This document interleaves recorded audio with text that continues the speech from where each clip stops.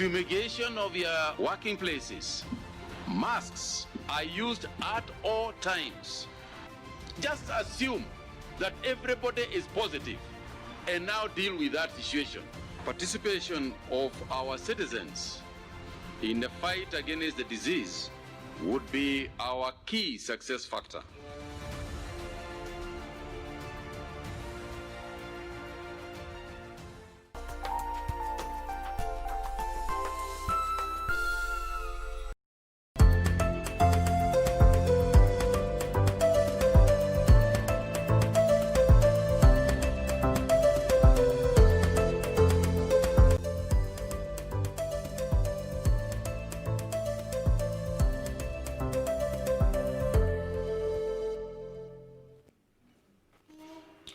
It is the 27th of May 2020, this fine Wednesday morning. A very good morning to you. My name is Ram Maguko. Thank you very much for keeping it KBC Kenya's watching. We are broadcasting live from the Kenya Broadcasting House here in Nairobi. This is Good Morning Kenya. It is always a pleasure having you each and every day. Remember, we are live on every social media platform on Facebook, YouTube, and Twitter. The website is at www.kbc.co.ke. KBC Channel 1 is the social media handles where we are live at. So even as you continue with this morning conversation, remember to engage with us. Keep sending your feedback, your thoughts, and where you're watching us from. Well, this morning, we have a lot in store for you. On my end of the discussion, we'll be joined by Engineer Osimbo Johnson Obuyu, who is a consultant with Multi-Spectrum Engineering and Consortium Limited, discussing the issue of perennial floods that has been wreaking havoc in different parts of the country. Remember, case studies of floods-prone area include Tana River, Budalangi, Nyando, and so on. So why has it been difficult at a time like this, during this COVID-19, to arrest the situation in these areas? We shall be putting that into perspective. That and so much more in store for you. Now let me bring my colleagues to tell us what they have on their end and to tell us what also we shall be handling this fine Wednesday morning. Good morning to you. If you're tuning in, indeed, this is KBC Channel 1. You're watching Good Morning Kenya, and I'm Regina Manyara Gitao. On my end of things, we're going to be looking at stories that are making headlines in the last 24 hours, especially focusing on what is happening in the political scene with the push and pull between Jubilee members, the proponents of William Ruto, who is the deputy president, as well as the Uhuru Kenyatta faction. Other than that, we're also going to be focusing on the floods and the havoc that it has wreaked across the country. In our interactive segment, we're going to be talking about COVID-19 and cancer. Question is, does the history of cancer raise one's state, or rather, does that make you susceptible to COVID-19? All these questions are going to be answered in not too long in the interactive segment. So do keep it right here. My Twitter handle is @Ray Manyara. We welcome your feedback. Segment, we get to look at the place around Nolongo Way Bridge. We didn't get to do that yesterday, so we get to do that today. We look at how that installation process of that footbridge has been ongoing and how that has affected traffic along that particular area, as well as also just coming all the way to Mombasa Road. Also, I'll be speaking to Rachel Kigame, the director of Help a Child Africa, on matters education and the digital divide that sector and the digital divide caused in that sector of education. Many thanks for making time. My name is Doreen Arangi.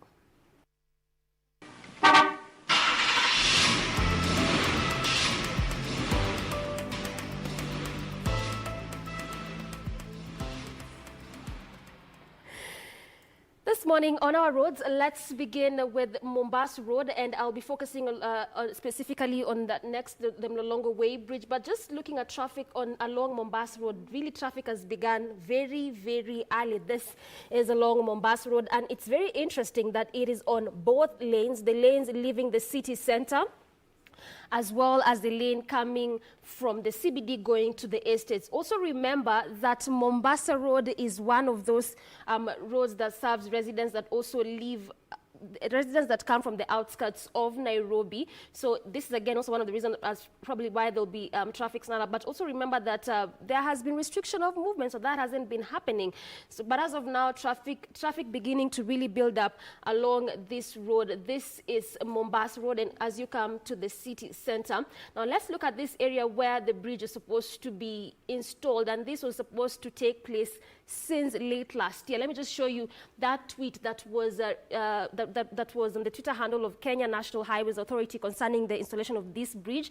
And Ken had written that they wish to inform the general public that a section of Mombasa Road at Mlolongo will be closed between the dates of 12th November 2019 and 20th November 2019 in order to install the deck of the footbridge. So this was supposed to take like over a week and a half for this bridge to be installed, but that hasn't been happening much. Remember also as we came to 2020, there's been a lot that has been happening. And this has been seen with the coronavirus. So a lot of activities that probably were to be done, even on our roads, sort of like stalled because of this disease. But this is that specific area, and as of now in this early morning hour, there's no traffic at all. This is on both lanes, the lanes that is leaving the city center coming through Mombasa Road going all the way, as well as the lanes that is leaving the estates that ply Mombasa Road going to the CBD. These are estates like Mlolongo, Syokimau, Athi River, coming all the way to the city center. But just leaving the Way Bridge, coming again all through, still sticking with Mombasa Road, traffic begins to slightly build up next to Oilcom filling station. I keep telling you that this is one of those busy highways, especially in terms of traffic. There's a lot of activities along Mombasa. The number of large-scale business centers, the number of supermarkets, the number of malls, the number of estates. So it's one of those busy roads, and this is also the reason as to why there's normally heavy traffic buildup. And next to just this specific place, this is next to Oilcom. That's just where there's a slight traffic buildup. So that means this for people that are coming from Syokimau, Athi River, and Mlolongo, they have to make do with this traffic. But even at that, it is a manageable kind of traffic. Leaving that area again, just with coming all the way through Mombasa Road, moving at a pretty fast pace, slight traffic buildup on some specific area, but on major parts of this road, pretty moving at a fast pace. But yes, in as much as this traffic in this early morning hour, it is a manageable kind of traffic. So that's just next to where that bridge was to be installed. Remember, when that installation commences, we'll just be keeping tabs with that road to show you how that is coming along and probably how that is affecting traffic. Now, there's also one of the areas where there's normally heavy traffic buildup along Mombasa Road. This is next to Gateway Mall. This place is also a bus terminus, and as usual, in areas where, in places where there are bus terminus or there are footbridges, so meaning people are moving from one side of the road to the other, in places where there are malls and large supermarkets, this is how we normally expect the road to look like, and it is no different next to Gateway Mall, especially as you branch off just from that area going to Syokimau Airport Road. That's just where there's traffic. But even at that, it is just on the inner lanes. Remember, when you are looking at next to Mlolongo Way Bridge, you are only spotting traffic only on the lane that was leaving the estates as you come to the city center, which is obvious because people are going to their workstations and activities around the city center. So that's obviously why we'd expect to see traffic. But it is a bit different coming next to Gateway Mall, area where there's just traffic on the inner lanes of that road, leaving no traffic at all on the outer lanes. So again, also the same way people coming from Mlolongo and Athi River may have to make do with the traffic around that area, also those coming from Syokimau may have to make do with the traffic on this area. But even at that, it is still manageable. So that means if you're coming from these areas, this is the best time for you to do that. But also remember, the traffic police are normally stationed up in this area, up and early, because just like Outer Ring Superhighway and Thika Superhighway, this is one of those busy roads. Probably in the next link-up segment, I will be giving you alternative routes because as it looks like, traffic has really begun building up very early. So that's that in terms of traffic this morning, which takes us to our next segment in the headlines.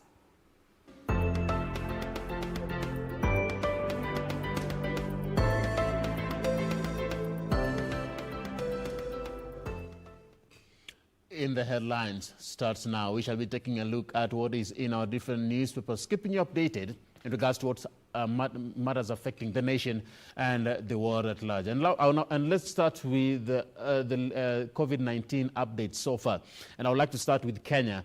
Right now, we have a total number of confirmed cases in the country coming up to 1,348. This is according to the report given yesterday by the Ministry of Health Chief Administrative Secretary, that is none other than Rashid Aman. Well, in terms of the distribution of these cases in the different counties, let me just sample a few. Nairobi, the cases are distributed in Umoja, where we have 6, Kibra 6, Eastleigh 3 cases, Dagoretti North 2, Langata 2, Westlands 2, Starehe and Embakasi had 1 each.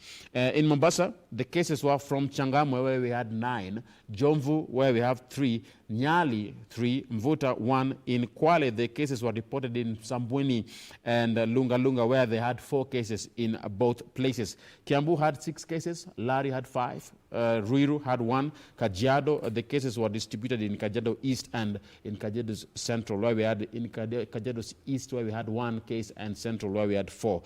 In terms of the cases, total number of recoveries, so far as a nation, we are standing at 405. These are the number of recovered cases of COVID-19. And in terms of the fatalities, that number of deaths, yesterday we reported the 0 number of deaths. Good news, but the total number still remains at 52. These are the numbers right here in Kenya. With 62 confirmed cases as of yesterday here in the country, let's look at the global numbers, where we stand, and this is in terms of the confirmed cases so far for the entire globe, which stands at 5,684,802. So we are still at over 5 million, even this Wednesday morning. The number of deaths still at over 300,000, which is at 352,225, leaving the recovery cases still again at 2 million, but this morning at 2,430,600. So that's where we stand this morning in terms of confirmed cases, death cases, and recovery cases here in the country.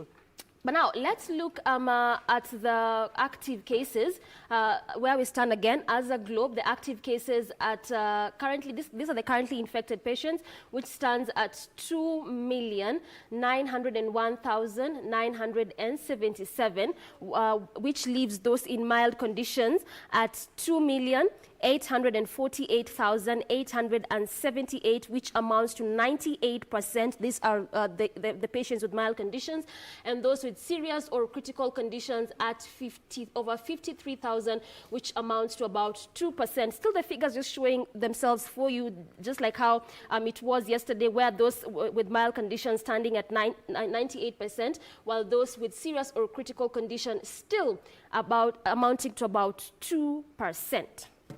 How about we still keep up with matters COVID and put picture into sound, as our reporter Kamche Purity Museo put that into perspective for us. The number of COVID-19 infections in the country continues to increase. In the last 24 hours, 62 more people have tested positive, with 59 being Kenyans and only 3 foreigners. We have tested 2,293 samples, out of which 62 people have tested positive for COVID-19. This now brings to 1,348 the number of those who have so far tested positive, and the total number tested so far stands at 64,264. Health Chief Administrative Secretary Dr. Rashid Aman said the infections were distributed in various counties across the country, including Nairobi with 23 cases, Mombasa 16, Kwale 8, Kiambu 6, Kajiado 6, and Kitui 6 cases. In Nairobi, the cases were recorded in Umoja, Kibra, Eastleigh, Dagoretti North, Langata, Westlands, Starehe, and Embakasi East. Mombasa's coronavirus cases were confirmed in Changamwe, Jomvu, Nyali, and Mvita, while in Kwale, areas affected are Msambweni and Lunga. Kiambu, Lari, and Ruiru have reported cases. Kitui's cases were all from Miambani and Kajiado's infections recorded in Kajiado Central and Kajiado East. The true picture of this disease in our country will only be known through the tests we are currently conducting. Testing is voluntary.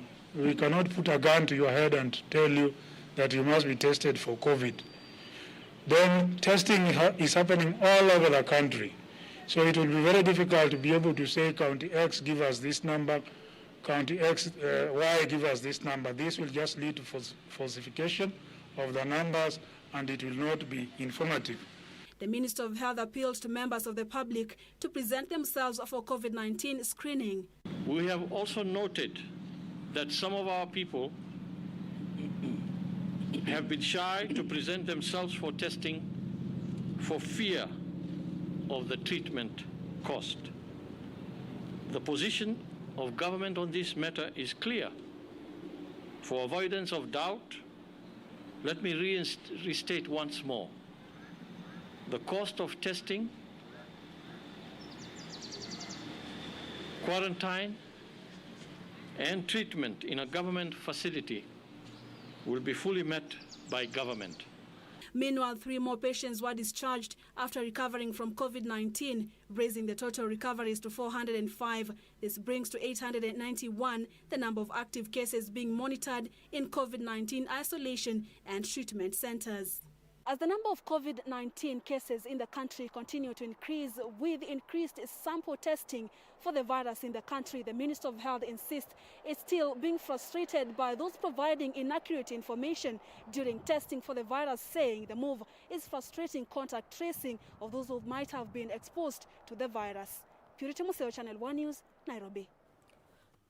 Now, still keeping up with the coronavirus pandemic is on the Daily Nation this morning is that WHO stops human trials for the malaria drug. Now, the World Health Organization on Monday temporarily suspended the trials of hydrochlorine from its global study for experimental COVID-19 treatment, citing safety concerns. That particular story has been captured on the Daily Nation, and also details have been captured in the Star this morning, where Kenya suspends plan to use a controversial COVID-19 drug.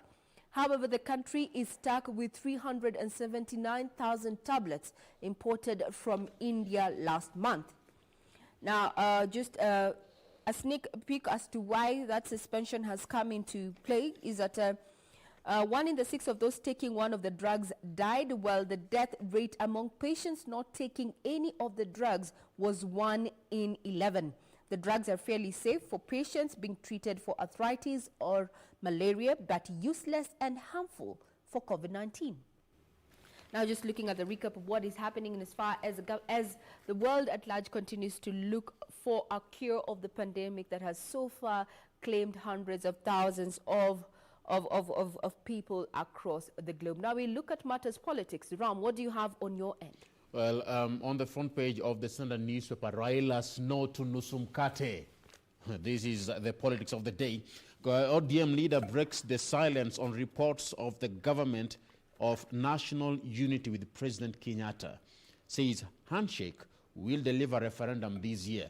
Raila's no to Nusumkate. But still on politics at the top of the same front page of the Standard, on politics, Uhuru's men go for the final kill. Jubilee civil war. 3 more Ruto allies lose leadership post in Senate as top Jubilee organ meets today. And party Deputy Secretary Caleb Kositany declares he is next on the chop. Now let me open the Standard and get to read more about this story. Raila's no to Nusumkate and Jubilee purge. Raila, my deal with Uhuru is on reforms, not Nusumkate. ODM leader denies reports on secret coalition talks, says Jubilee hasn't asked him to join government. Opposition leader Raila Odinga says he is not negotiating for a coalition government with President Uhuru Kenyatta, but hinted at sweeping political changes before the end of the year.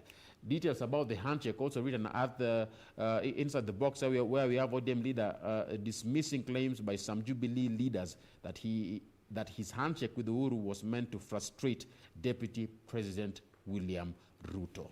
He announced countrywide BBI rallies that were cancelled on the onset of COVID-19 would resume, and that the players just took a break to allow us to deal with the coronavirus, quote and unquote. Details about that on the handshake. My deal with Uhuru is on reforms and not nusu mkate. But still on the other issue on Jubilee, Jubilee makes changes to key Senate teams. Tuju warns that the party expects fidelity from its members. Picture there we have some Senator Samson Cherargei and John Kinyua. President Uhuru Kenyatta has completed a purge of Senate allied to his deputy president as a top Jubilee organ meets today to prepare for the final phase of the looming shake-up in the National Assembly. Remember, the party yesterday also officially announced inclusion of 5 new members to both the National Management Committee and the National Executive Council, the NEC. Jubilee makes changes to key Senate teams. On the front page of the People's Daily this morning, there's still matters to do with politics. The caption reads, "Hustler and dynasty talk is nonsense." This is what Raila Odinga is saying. This is also a hashtag that has really been trending on Twitter, and he says that this is nonsense. Again, on the front page, matters to do with Jubilee. Skip Uhuru meeting at own peril, MPs are now told, where Tuju warns stern action will be taken against members of the National Assembly who fail to attend the Jubilee Party event expected to be convened by President next week. So it will be at their own peril. Also image pictured there of the Majority Chief Whip Irungu Kangata and Jubilee Party Secretary General Raphael Tuju. So let's just see what more is being said in regards to that. And so it says that skip Jubilee PG at own peril, Tuju warns Ruto allies. And it continues to say that stern action will be taken against members of the National Assembly who will skip a Jubilee parliamentary group meeting scheduled for next week. The party has already warned. So this was mentioned at a press conference at Jubilee Party headquarters yesterday. And the party secretary general said, "I want to make it very clear that our party constitution will be adhered to. We are not going to be very merciful when it comes to party discipline." There's also a bite again by the same SG saying that you cannot hide behind SG.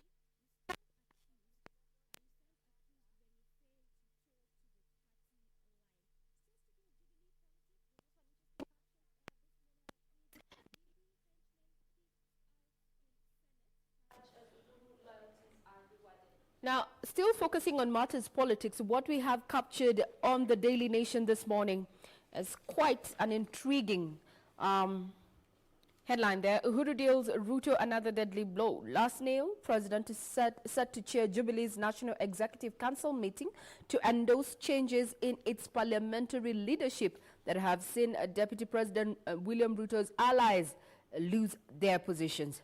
That is a story in detail captured on page 2 of the Daily Nation this morning. Now, it continues that the National Executive Council is set to meet to firm up crackdown on disloyal members. Quoted there is the Secretary General of Jubilee, that is Raphael Tuju, saying, "When the whip tells you that this is the position of the party, it is not upon you to choose what to do but abide." Quoted there inside, or rather just a snippet of what that article is all about, is that the disciplinary committee is an independent entity that manages its time and calendar, among others. Now, the team summons whoever they want to produce the required evidence. This is important so that action we take is in line with the law and not subject to challenge in court. Quoted there is the Secretary General Raphael Tuju of Jubilee saying that that is the stand of Jubilee and no one should question that particular stand. Still on matters politics and focusing on the Star this morning, from page 1, final blow to Ruto over JP. Changes to the Jubilee National Executive Committee will be made on Thursday in the Senate House meeting. Now page 4 and 5. If I may quote just a small snippet from the Kimilili MP, Quoted there is that all these schemes will fail. Seems to be his opinion, yeah? The era of intimidation is long gone. It died with the old constitution. From the changes made to the National Management Committee, despite protests from hundreds of members, signing the post-election coalition agreement with KANU, removing senators from the Senate leadership and whipping those allied to the Deputy President in House committees, it is clear that they are attempting to frustrate and undermine Ruto. That is the take of Kimilili MP, Dismas Barasa. So our reporter Irene Mchuma Odim was on ground yesterday at the Jubilee headquarters and filed the following report. There's a time, Mr. Speaker, I said on the floor of this House that Jubilee is dysfunctional. The storm kicked by the failure by some Jubilee senators to attend a Senate parliamentary group meeting at State House has claimed more casualties at the Senate. So the ayes have it. After the ouster of Majority Leader Kipchumba Murkomen, Chief Whip Susan Kihika and Deputy Speaker Kithure Kindiki, 4 more senators on Tuesday fell under the axe of the disciplinary committee. Devolution Committee, we shall replace Senator Kenyan with Senator Murkomen. Education Committee, Senator Langat will be replaced by Senator Milgo. ICT Committee, we shall replace Senator Pogisio with Senator Kenyan. SBC, we are going to replace Senator Langat with Senator Sakaja. The newly appointed Chief Whip maintained that party loyalty must be observed. Wale ambao tumeweza kuleta mabadiliko hivi sasa yanatokana na mambo ambayo yanahusu chama. Chama kina haki ya kufanya mageuzi yoyote, na hiyo ni haki ya chama ambayo kwa hivi sasa lazima iweze kuheshimiwa. Kindiki was however appointed a member of the Justice and Legal Affairs Committee. Kangata was speaking after Senators Mary Senator Falhada Iman and Naomi Wako appeared before the disciplinary committee and pleaded not guilty for skipping the PG meeting chaired by President Uhuru Kenyatta at State House. I've received the message on Sunday, 10th of May, 1:07. Senators Millicent Omanga and Victor Pringay are scheduled to appear before the committee. The changes have caused a major row in Jubilee. They hanged on the goodwill of the party to get their positions. For them to now change tact midstream is nothing but betrayal of the party. As allies or friends of William Ruto, as you guys would call it, it is a luta continua. It's not over until over. We will not agree and we will not rest. This fight is going to be long and murky. Differences that are expected to be ironed out when the president chairs the party's National Executive Committee meeting soon. For the party leader to give us a time when he's available to be able to meet the NEC. So the NEC meeting can be any time from Thursday onwards. Irene Mchuma Odim, Channel 1. Still on politics, at the top right, at the top left of the Standard, we have a story on Rebel Olekina, who is back in Raila's good books.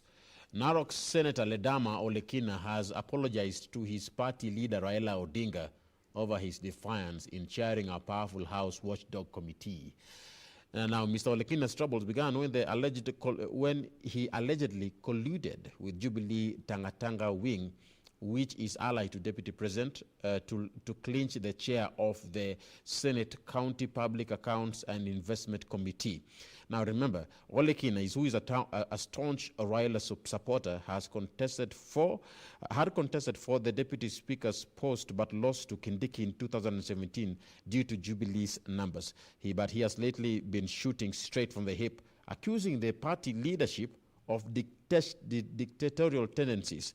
Now, according to Honorable Raila Odinga, who went to Twitter, he said, and I quote, Senator Olekina has this morning, that was yesterday, agreed to withdraw the case he had filed against the ODM party over the Senate Spike chairmanship, surrender the seat, and apologized. Rebel Olekina is back in Raila's good books.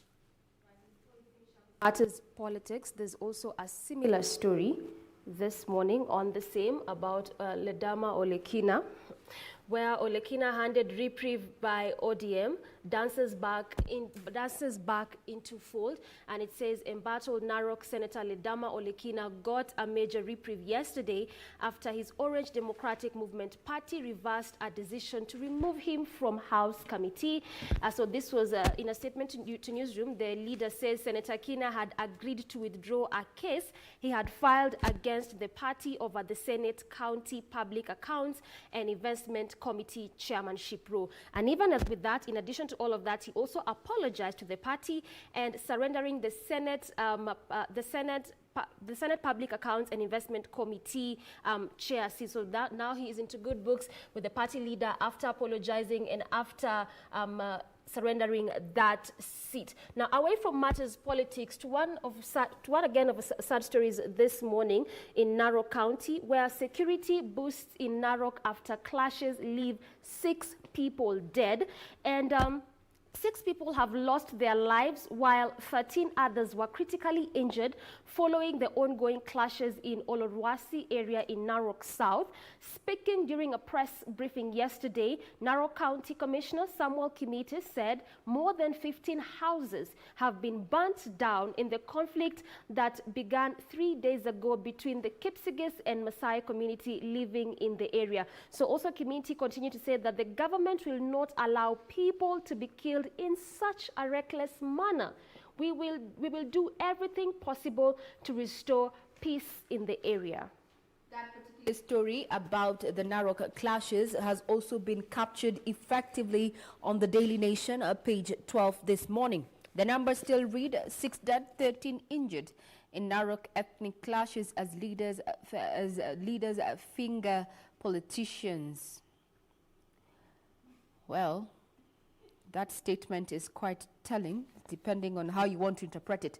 Now, however, politicians accused, that is Narok County Commissioner Samuel Kimiti, said some politicians were holding meetings in areas they do not represent and inciting locals. The Regional Commissioner George Natembeya said politicians have formed a habit of pretending to be distributing relief food and then inciting communities against each other.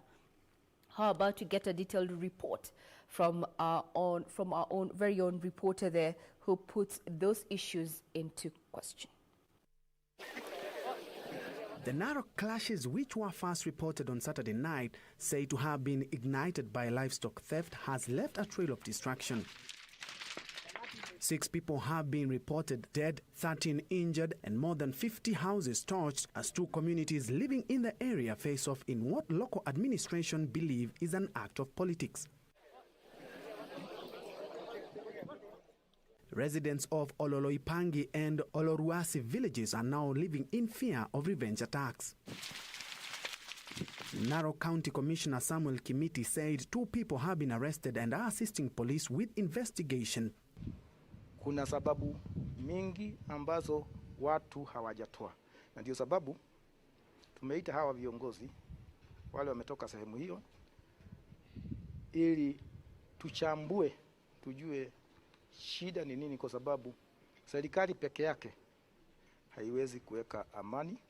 Kuna area zile ambao wanasema administrative unit zinatakiwa ziangaliwe, hiyo tumeshika na tutasukuma.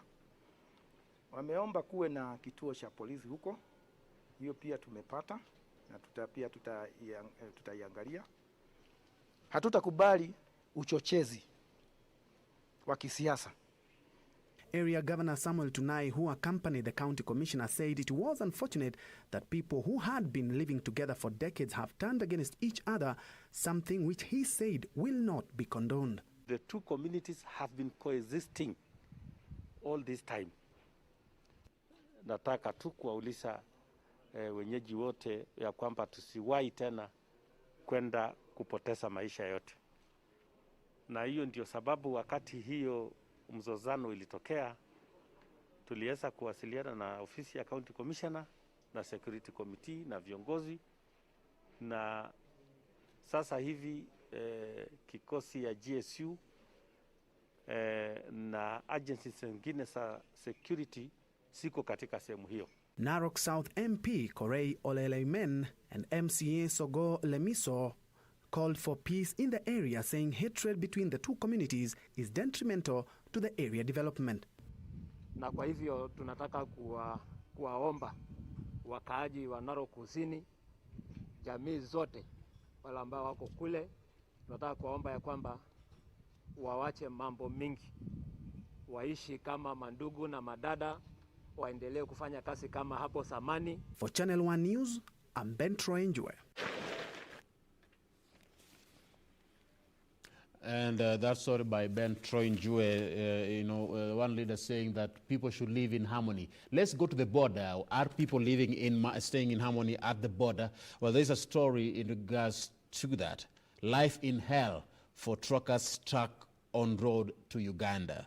They can't find food and accommodation and aren't allowed to make stopovers because authorities see them as coronavirus carriers. Now, life was predictable for one of the truck drivers known as Mr. Moses Kerrer. He used to pack enough water, milk, and snacks before embarking on his long journey to Uganda. But since he had to freshen up frequently, he had to carry a lot of water. But now things changed when life on the road has become a nightmare for him and his colleagues. Nobody is willing to admit them in any guest house or accommodate them in any way for fear of welcoming the virus. Drivers have been waiting for days to receive their COVID-19 test results with which has borne no fruits. Picture there, we have a long queue of trucks from Webuye town in Bogomba County heading to Malaba border. The stretch covered 81 kilometers, and above you have a group of truck drivers stuck at the border. Another driver was saying that he is not happy with the way they are being treated by Ugandan authorities. Life in hell for truckers stuck on road to Uganda. Still on the track, there's a picture there of the Transport CS James Macharia. The caption reads that CS blames truckers for Malaba traffic, and the over 50-kilometer traffic snarl-up at Kenya-Uganda border at Malaba was caused by Kenyan truck drivers who had deliberately blocked the border to protest harassment by officials in Uganda. This is what the Transport CS said, and he said that he said this speaking at Afya House yesterday during the COVID-19 briefing. And he said that transport corridors are important in containment of the virus, but there has been no standard protocol of testing. But he also continued to say that they have been in discussion with Tanzania, and they are now they have been fruitful, where they have signed a memorandum of understanding confirming that they have agreed on the testing protocol, and this is the testing protocols of the truck drivers. Now, that story has also been captured on the Daily Nation, and the headline there goes, traffic jam eases after police remove protesting truckers there. Pictured there in the insert is a truck queue at Koteko on the Bungoma-Malaba Road awaiting clearance to enter Uganda. Now, truckers must undergo COVID-19 testing to prevent the spread of the pandemic. Quoted there as a snippet is that Busia County Commissioner Joseph Kanjiri Mureithi yesterday said the government would arrest and charge any driver found inciting others.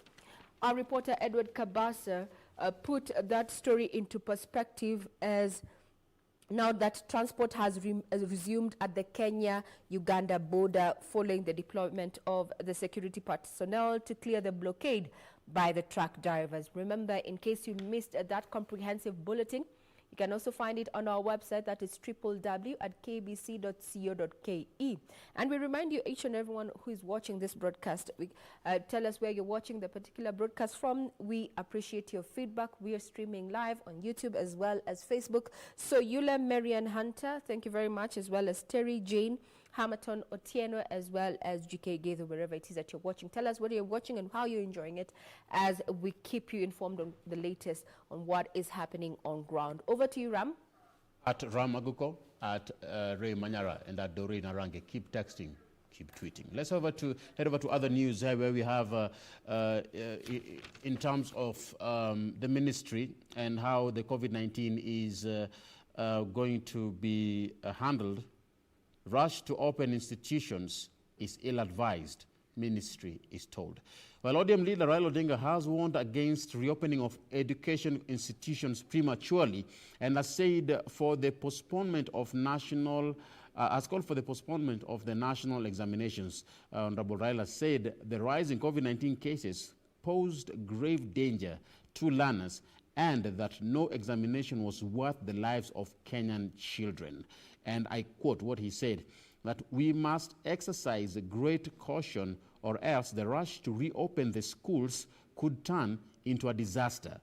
Without adequate safety measures, one sick child can infect hundreds. That's according to Raila, end of quote there. And according to the infectious curve, lecturers in public universities and the Kenya National Union of Teachers proposed that the decision to open schools and colleges must be informed by infectious patterns. Rush to open institutions is ill-advised, the ministry is told. And away from matters education, coming back to matters health, still on matters health, and continuing dispensing on what is written in the paper this morning. And Kenya backs freeze on malaria drug trial, where the government yesterday supported the World Health Organization's decision to temporarily freeze studies on a malaria drug, arguing the risk associated with the drug far outweigh the COVID-19 treatment benefits.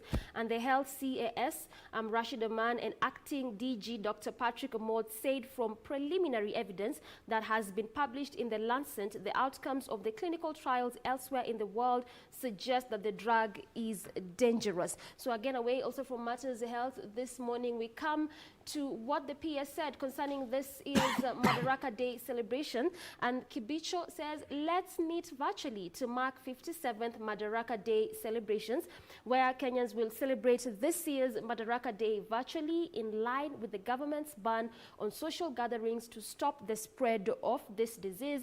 In a circular to Regional Commissioner, Interior PS, Kibicho says celebrations will be streamed live via media houses and social media platforms and culminate with a speech by the president from State House, Nairobi. So this is again also what he continues to say, and I quote, "In the current circumstances, therefore, inviting large numbers of people for this year's Madaraka Day celebrations shall not be possible. This is, therefore, to ask you to advise members of public to remain at home." These are just some of the measures they are taking to continue stemming the spread of this disease.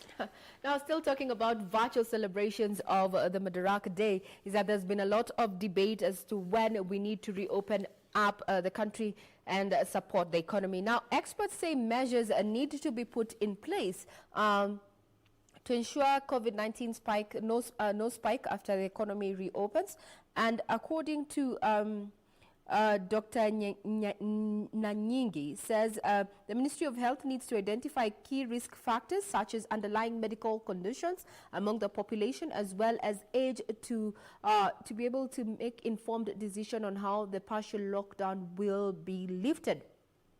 Further on, captured by one of our reporters is the issue that there's conversation around the government opening up or rather engaging the clergy on modalities of having church resume operations after services were suspended following the coronavirus pandemic. Now, Interior Cabinet Secretary Dr. Fred Matiang'i held a meeting yesterday with Catholic bishops to have their views on how best to adopt to a new normal in the post-corona lockdown.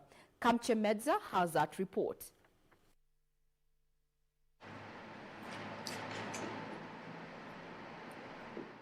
The government on Tuesday was in talks with the Catholic Church bishops to deliberate on combined efforts to find common ground on how the country should move forward after the post-coronavirus lockdown. We have agreed on some ways forward that we shall go sit down and focus on, through which we shall all put efforts to combine these efforts to fight the COVID-19 in our society. a consultative meeting that the government says was critical as the state is moving to adopt difficult decisions in taming the spread of COVID-19. We were sent here, like last week, by His Excellency the President to engage with these leaders and listen to them, take their advice on the number of decisions we have to make. As you know, in this war against COVID, we are moving towards a time when we have to make several decisions, and His Excellency the President wants to be sure that we are all moving together and that we take into account the advice we get from our church leaders particularly. Led by KCCB Chair Bishop Philip Anyolo and His Eminence Cardinal Njue, the church leaders called for inclusivity and improved communication in disseminating messages about the contagious disease. We know the situation in which it is, the graph is going higher and higher. And therefore, it helps us if we took things prudently and understandingly so as not to fall into the pit again of going back to start to square zero. Interior Cabinet Secretary Fred Matiang'i noted that the church's advice is vital in the government's decisions, and it will be fully incorporated in the resources set aside in the COVID-19 response team. We pledge that we will continue to work together even as we approach the difficult decisions we have to make. We will do as we have been advised, enhance and improve our communication, be more inclusive in the manner in which we move forward on this, and we are going to see even much closer partnership with the church in training, capacity building, and in sharing the resources that have come our way in the war against COVID-19. Kamche Menza for Channel 1 News. And still on how the COVID-19 is taking a toll on different sectors, I would like to, there's a story on The Standard in regards to how a man was beaten up for not wearing his mask. Well, sadly, the man died. Family of Maurice Ochieng, who is 40 years old, said he died 4 days after he was released from police cells. A 40-year-old man has died after he was beaten up by police for not wearing a mask. Another victim of brutal enforcement of COVID-19 regulations is this man here. According to his wife, who is Sela Akinyi Ochieng, the man was beaten by police and then arrested for not wearing a mask at Holo. That was last Wednesday. Mid this month, the government made wearing of masks in public places compulsory to tame the spread of COVID-19. Now, breaching this, the state said in a Gazette notice that it would attract a fine of not exceeding 20,000 Kenyan shillings or lead to imprisonment for a period not exceeding 6 months or both. The wife said that Ochieng was detained at Maseno police station but was released when his condition worsened. Man beaten up for not wearing his mask dies. Violence and abuse, how this pandemic has resulted to numerous cases. Activist raises alarm over serial defiler, where 7 schoolgirls have been defiled by a 23-year-old man at Kiembeni area of Mombasa. Elizabeth Kadzo, a gender activist and teacher at Utange Primary School, says among the cases which occurred at Bombo Village are 2 girls aged 13 and 17 who have been impregnated. However, only 1 case has been reported to police. So Kazo also said that the other cases are secretly being settled by parents outside court. Imagine secretly being settled by parents. This is just how much cases of violence and abuse are rising in the wake of COVID-19. Now, still keeping up with issues of gender-based violence as well as insecurity is that police in Kakamega County are holding a middle-aged man suspected to have defiled a 7-year-old girl. The man is said to have used food as bait to lure the young girl into his house before engaging in the despicable act. Meanwhile, a family in the same county is calling on the government to arrest a middle-aged man said to have lured and abducted another Standard 7 girl. Timothy Kipnusu has that report.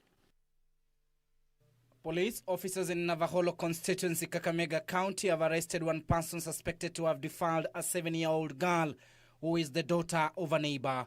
Anthony Marani, a 35-year-old, is believed to have committed the heinous act after luring the minor with food. Relatives of the defiled minor now want stern action taken against the culprit. Mtoto akasema nitoa nguo. Pata anasema ni mwenye akamtoa nguo akamweka kwa kitanda. Na akamwambia waangalie upande usiniangalie mimi. Kashika mtoto shingo huku na akamwambia angalie upande. Sasa mtoto kutokujua nini kinaendelea akaanza kusikia sasa uchungu, akasikia akapika nduru akamshika mtomo. Mara 3 4 na akamwachilia akasema enda nyumbani usivae suruali, shika tu kwa mkono alafu uende uweke. Alinidunga akaniweka kitu chake. Alafu akanikanyagia. Sasa nataka serikali nataka afungwe. Sisi anaharibu mtoto na mwenyewe iko na ugonjwa. In the same county, a family in Elukaka village is calling on the government to arrest a middle-aged man who is believed to have eloped with a standard 7 people. According to the residents, the suspect has been marrying, taking advantage of young girls in the area and kicks them out when they get pregnant. They say the suspect was once arrested on matters connected to defilement, but was later released. They now want him behind bars. Amezaa naye watoto 3, amemwacha. Bibi ya pili ni Maragoli. Huyo bibi wa Maragoli huyo amezaa na yeye watoto 2. Tena amemtupa huko. Vile vile amemtoa tu kwa shule. Alimtoa tu kwa shule. Maana wakale walikuwa wauzi. Ningesema mtoto wa namna hii atakani auzu. Atakana alishwe katika ukoo ule amezaliwa na watafute njia namna watamtenga kulingana kutoka kwa. Elsewhere, a 17-year-old girl and 2 women are being detained at Butere police station for child trafficking. The 3 are said to have assisted the 17-year-old girl offer the child in exchange of 3,000 shillings. Nashtumu kitendo hiki kama naibu wa chief eneo hili ya kwamba ni hatia kubwa tena sana mtoto kuzaliwa na kuwekwa sokoni kama kuku. They cited economic hardship having motivated their inhumane action. Reporting for Channel 1 News, I'm Timothy Kipnoso. Now, that is what leads us to the business news. Let's head over to Matters Business, find out what's happening in the business sector. We have banks withdraw 2019 dividend amid uncertainty. Banks withdraw 2019 dividend amid uncertainty. Surge in bad loans forces Equity Bank, Stanchart, and NCBA to hold on to shareholders' cash. The 3 top-tier banks have recalled their dividend to shareholders as the COVID-19 pandemic continues to roil the financial market. According to Equity Bank CEO James Wangi, it is quoted there, and I quote, "The Equity Group Holdings Board took a conservative approach that recognizes the emerging and quantified risk of the pandemic and opted to preserve capital in the face of the prevailing uncertainty." End of quote. So still on Matters Bank withdrawal, this morning, Equity Bank withdraws 9.5 billion Kenyan shillings dividend payout to enhance liquidity, where Nairobi Security Exchange, NSE, largest listed bank by market capitalization, Equity Group Holding PLC, has withdrawn a 9.5 billion shillings dividend payout recommendations to shareholders. Now, the bank's board says the dividend payout move follows the lender's assessment of risks on the balance I beg your pardon, on the balance sheet on the back of COVID-19 shocks. Now this comes at a time with inflation set to stay within CBK range for the rest of the year. Now inflation stood at 5.62 in April, up from 5.51% in March. CBK's preferred range is the 5% plus or minus 2.5% percentage points. Now May inflation numbers will be released on Friday. And analysts at investment bank Genghis Capital said they expect inflation to come down this month. The fuel prices fell by the largest margin in 13 years. Now, just that story by on Equity Bank also featured highly in our report, given that decision has affected very many shareholders in Equity. And quoted there is that the management said the latest decision will enable the bank to support its customers during the unfolding crisis and also direct cash resources to potential opportunities that may arise during the economic recovery. Betty Kiptum has more details. Shareholders of Kenya's largest listed bank by market capitalization, Equity Group Holdings, will not be receiving a 9.5 billion shillings dividend payout after it was withdrawn by the board. In a statement, Equity Group said the withdrawal follows the board's assessment of the risk. Group CEO James Mwangi says that the conservative approach recognizes the emerging and quantified risk of the pandemic, hence the decision to preserve capital in the face of the prevailing uncertainty. He says a strong capital and liquidity position gives the institution the strength and capacity to cushion the business and accommodate and work with customers during these challenging times. If the economic crisis mutates into a financial crisis, Equity Group will be well placed to weather the challenge with a strong capital base, strong liquidity, and an agile balance sheet that improves its leverage and would allow the financial services group to shield and accommodate its customers throughout this period of uncertainty. He expressed optimism that should the crisis not play out as anticipated, the board will explore various options and make suitable recommendations that will enhance shareholder value. Mwangi says the group leadership and management will focus on strategically positioning the business in order to protect and preserve its customer base through loan accommodations and restructuring to enable them go through the prevailing turbulence, while at the same time preserving cash to shore up the financial revival and the growth of its customers' businesses post the COVID-19 crisis. Betty Kiptum, Channel 1 Business. Let's head over to Matters Sports this fine morning, where we have 20 million Kenyan shillings to aid 420 KPL players. The Sports CS Ambassador Amina Mohammed leads efforts to cushion 12 vulnerable Kenya Premier League teams, among them Gor Mahia and AFC Leopards. Well, when I mention Gor Mahia, you know there are some people in studio who will jump. Well, at least 420 players from 12 vulnerable Kenya Premier League teams are among athletes set to benefit from 50 million Kenya shillings COVID-19 stimulus package.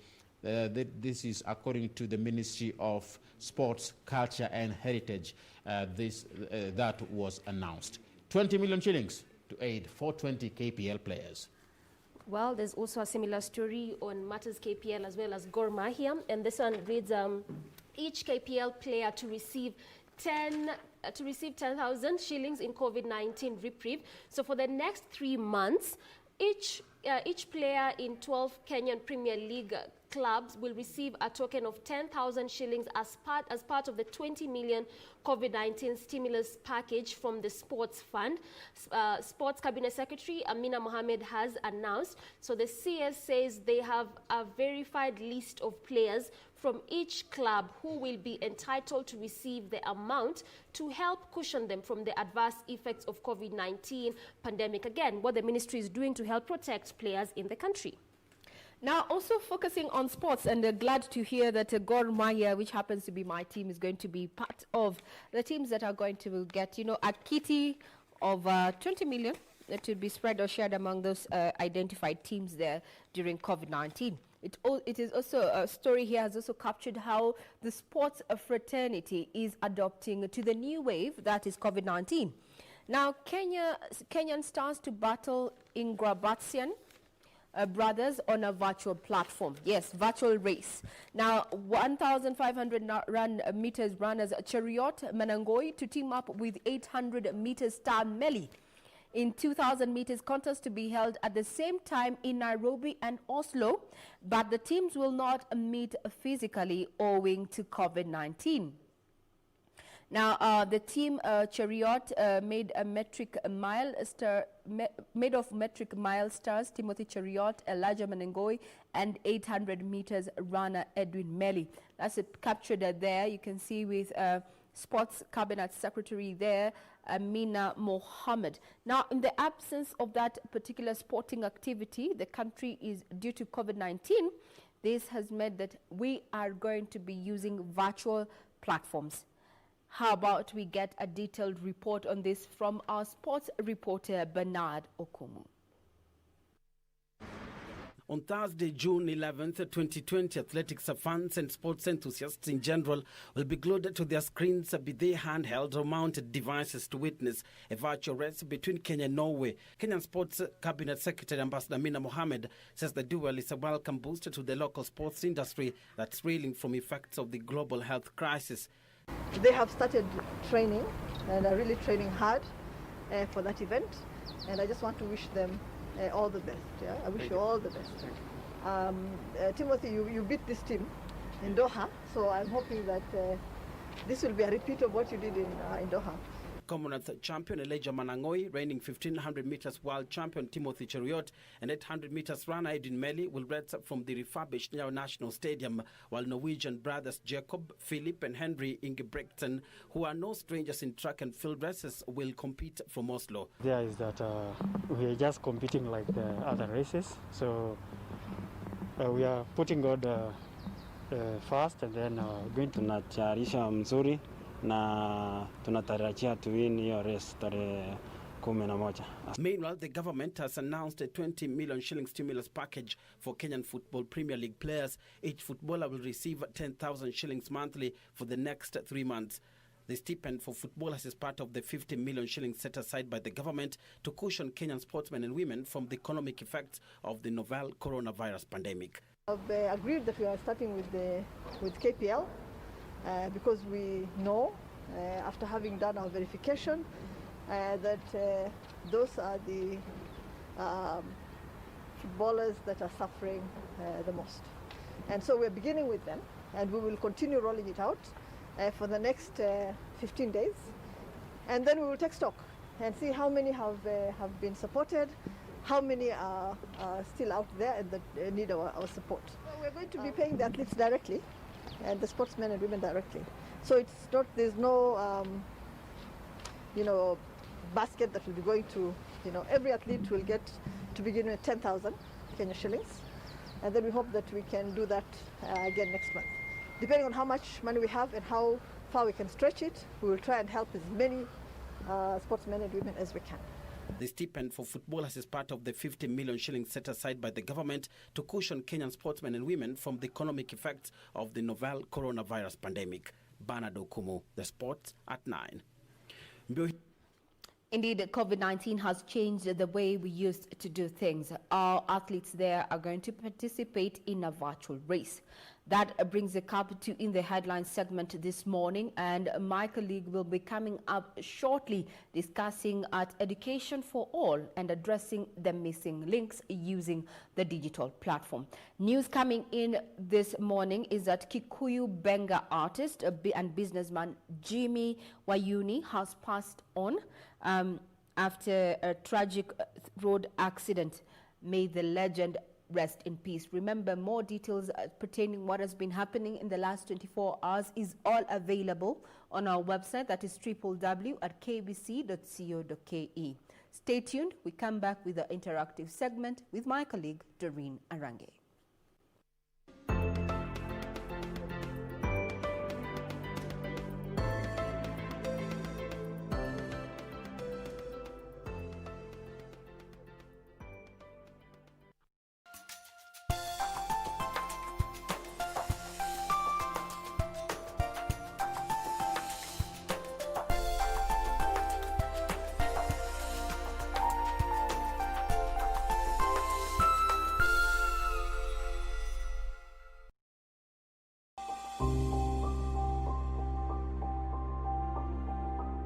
Coronavirus COVID-19 is a respiratory virus spreading across the world. The infection is spread from droplets of coughing and sneezing of an infected person, touching or shaking hands, or being in contact with contaminated surfaces or objects with the virus. The signs and symptoms are fever, coughing, headache, body ache, difficulty in breathing. The disease can be prevented by regularly washing hands with soap and running water. Avoid close contact with people who have flu-like symptoms. Avoid handshake, hugs, and kissing. Also, protect yourself by covering your mouth or nose using a disposable tissue while coughing or sneezing. If you experience these symptoms and you had traveled or been in contact with a person from a country reporting COVID-19, you should isolate yourself for 14 days. Dial *719# or call 719. This message has been brought to you by the Government of Kenya and its partners.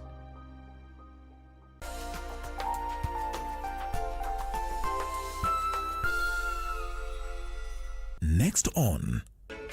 I am getting into this alliance only because of my mother. Are you rejecting my proposal, Prince Justin? It is not possible for me to not love Noor. If this is the motive of this wedding, then I will remove all the chances for Princess Agnishika to bear a child, let alone bear a son. Your Highness, Ashok and his...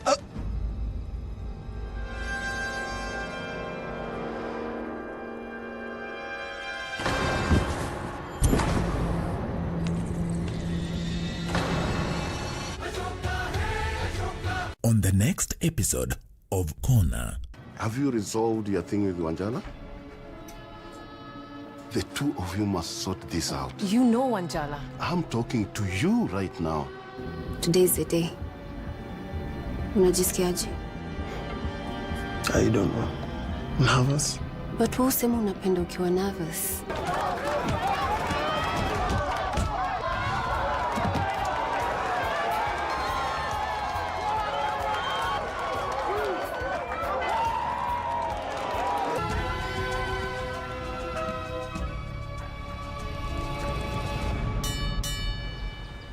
On the next episode of Elena's Ghost. You know what, Elena?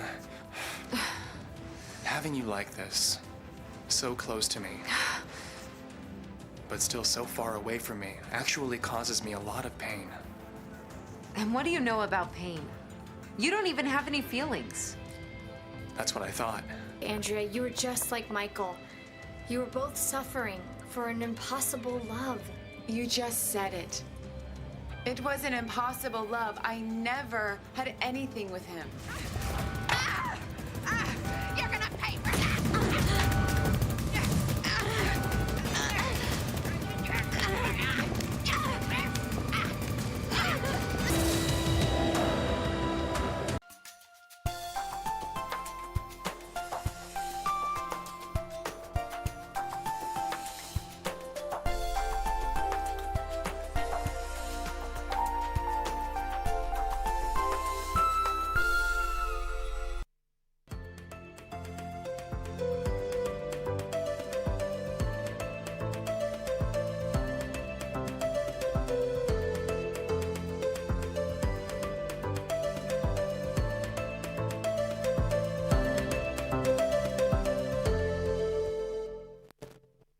Welcome back. Time for our first interview of the day. Our discussion centered on matters education and the digital divide presented in that sector.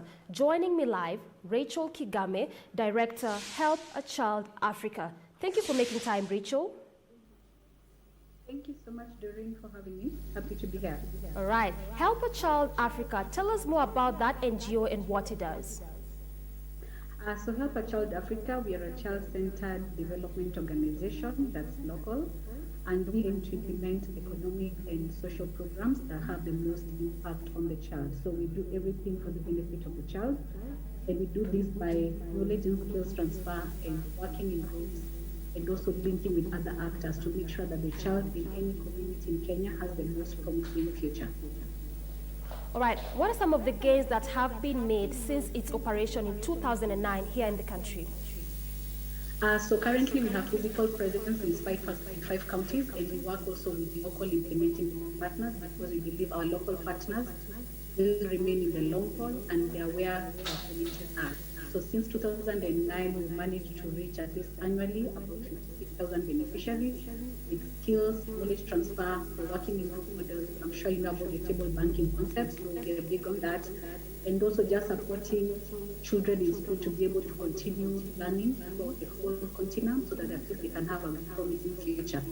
Then we also have youth and work programs that we target the youth to make sure that they increase and improve their employability either through self-employment or wage creation.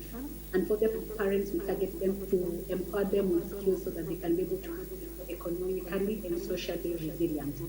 Then also we link with other actors to make sure that for services we cannot be able to provide for communities, other actors can be able to come in and fill the gap because we cannot do everything. So basically that's a nutshell what we've managed to achieve since 2009.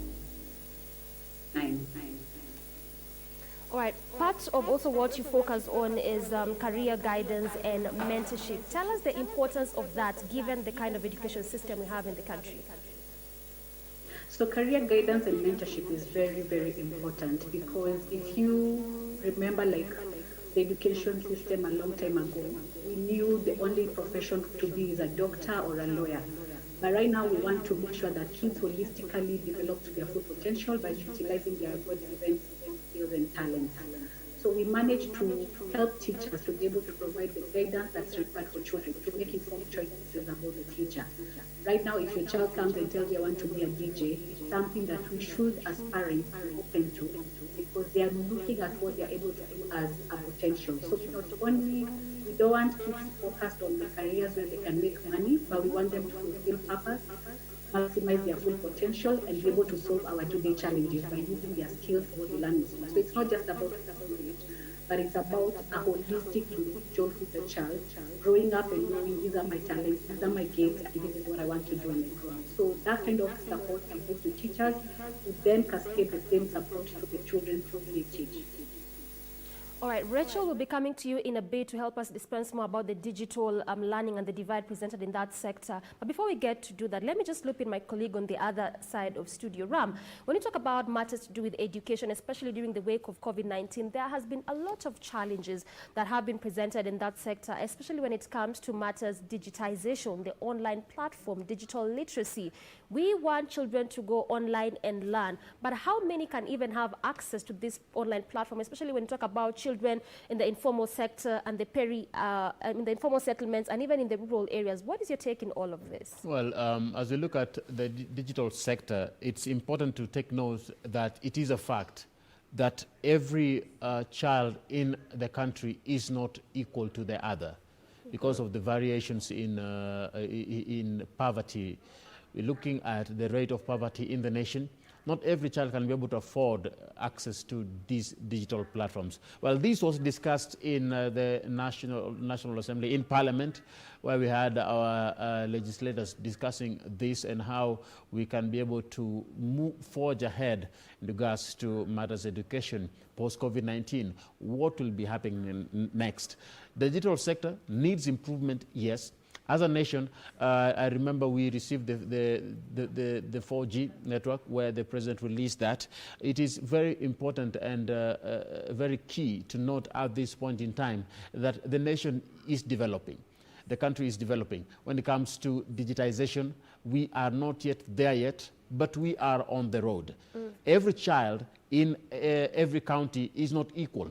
The question is, what do we do when it comes to catering for the needs of those in the rural settlement, in the northeastern region, those people in different regions of the country who cannot be able to access internet, leave alone the ability to be able to go to school, the ability to be able to afford some of these things. Internet in some places is not there, literally.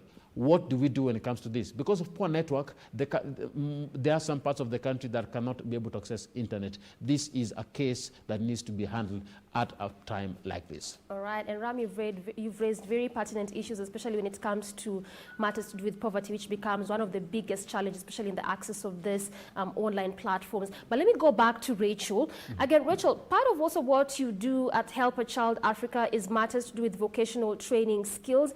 Tell us more about that. Do we need to start focusing on that area as a country?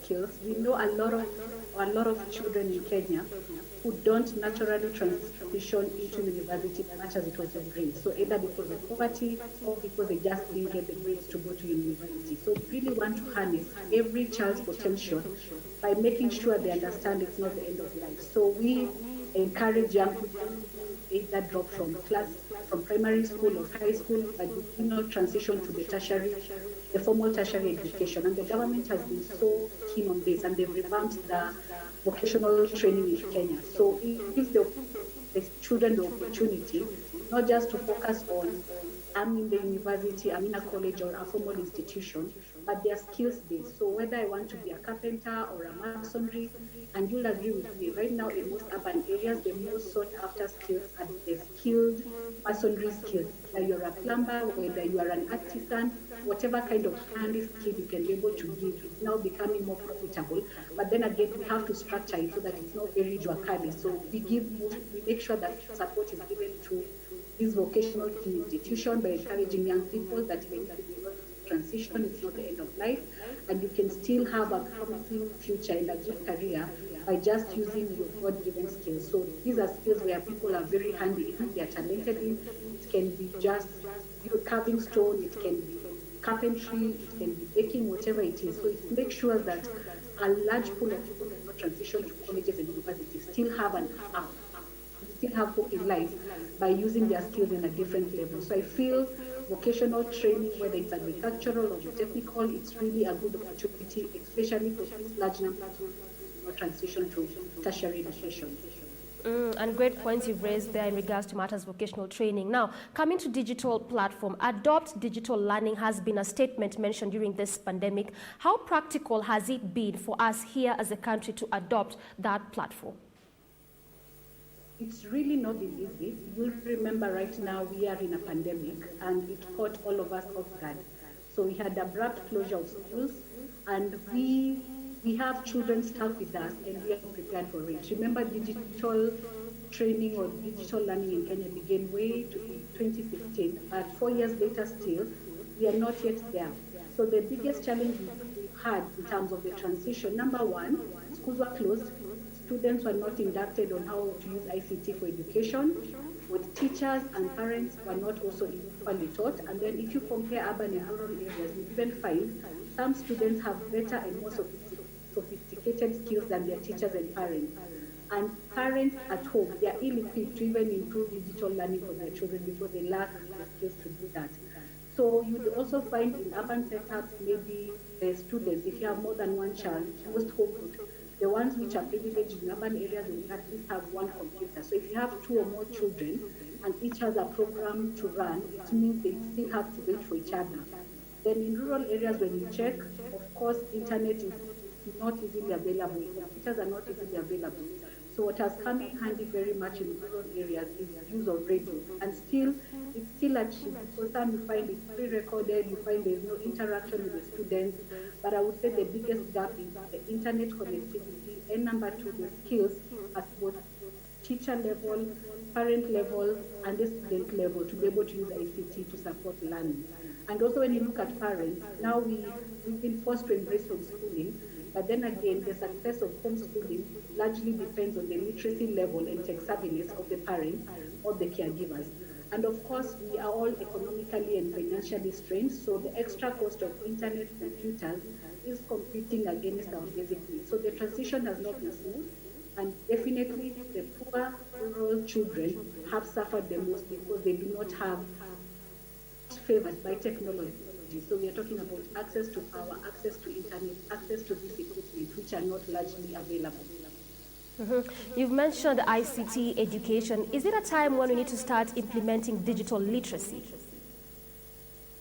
So, Doreen, you'll remember in 2016, the government launched the DigiSchool, which is also the digital literacy program. And they had an audacious vision to make sure that every pupil is prepared for today's digital world through use of technology, content and teaching to transform learning in Kenya into a 21st century system.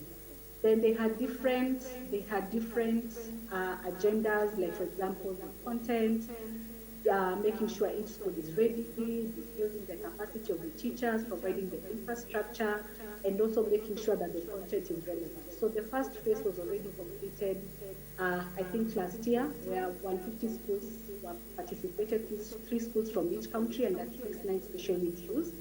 And the first phase focused on learning to use, and this is where they expose learners to friendly technology to encourage its early adoption. The phase that they are currently in is using to learn technology, and this is aimed to expose learners to technology, idea concepts for learning to enhance creativity and innovation. The last phase, they intend to make sure they're using technology to produce. So for example, for more employment creation. So if you ask me, we already began this journey since 2016. But the reality on the ground is it's not, we have very good policies, we have very good vision, but on the ground it's not the same. So a rural school, let's take for example in Turkana, they do not even have electricity. They've never seen a computer. Internet is not even there. So much as we have a good vision in terms of the digital literacy program, it's not actualized in every school. And right now, if you check, the more advantaged will be urban areas or private schools, wherever they are, that are able to have this technology. And even in schools, even when you take high schools, for example, people who have like computers, you'd find in a school, in a national school of maybe about 1,000 kids, there are only 5 computers. So you're also talking about the contact time that a child has on a machine on their own that is not shared. So for me, I still feel we have a very long way to go. And if you're talking about digital, it's about full access to computers, having free internet and computer literacy to just make sure that now everyone will understand the best. But right now, I would say, yes, we already began thinking about it. We have a very good program in vision, but on the ground, it's not the reality. All right, Rachel, with all that you've said, in your perspective, how is digital learning taking shape in this country? So it's slowly taking shape, and thanks to the pandemic has both good side and bad side. So right now, both policymakers, parents, teachers, students, and communities have been forced to think about digital learning. But then again, we have systemic and policy barriers that would impede anyone who is willing to adopt technology.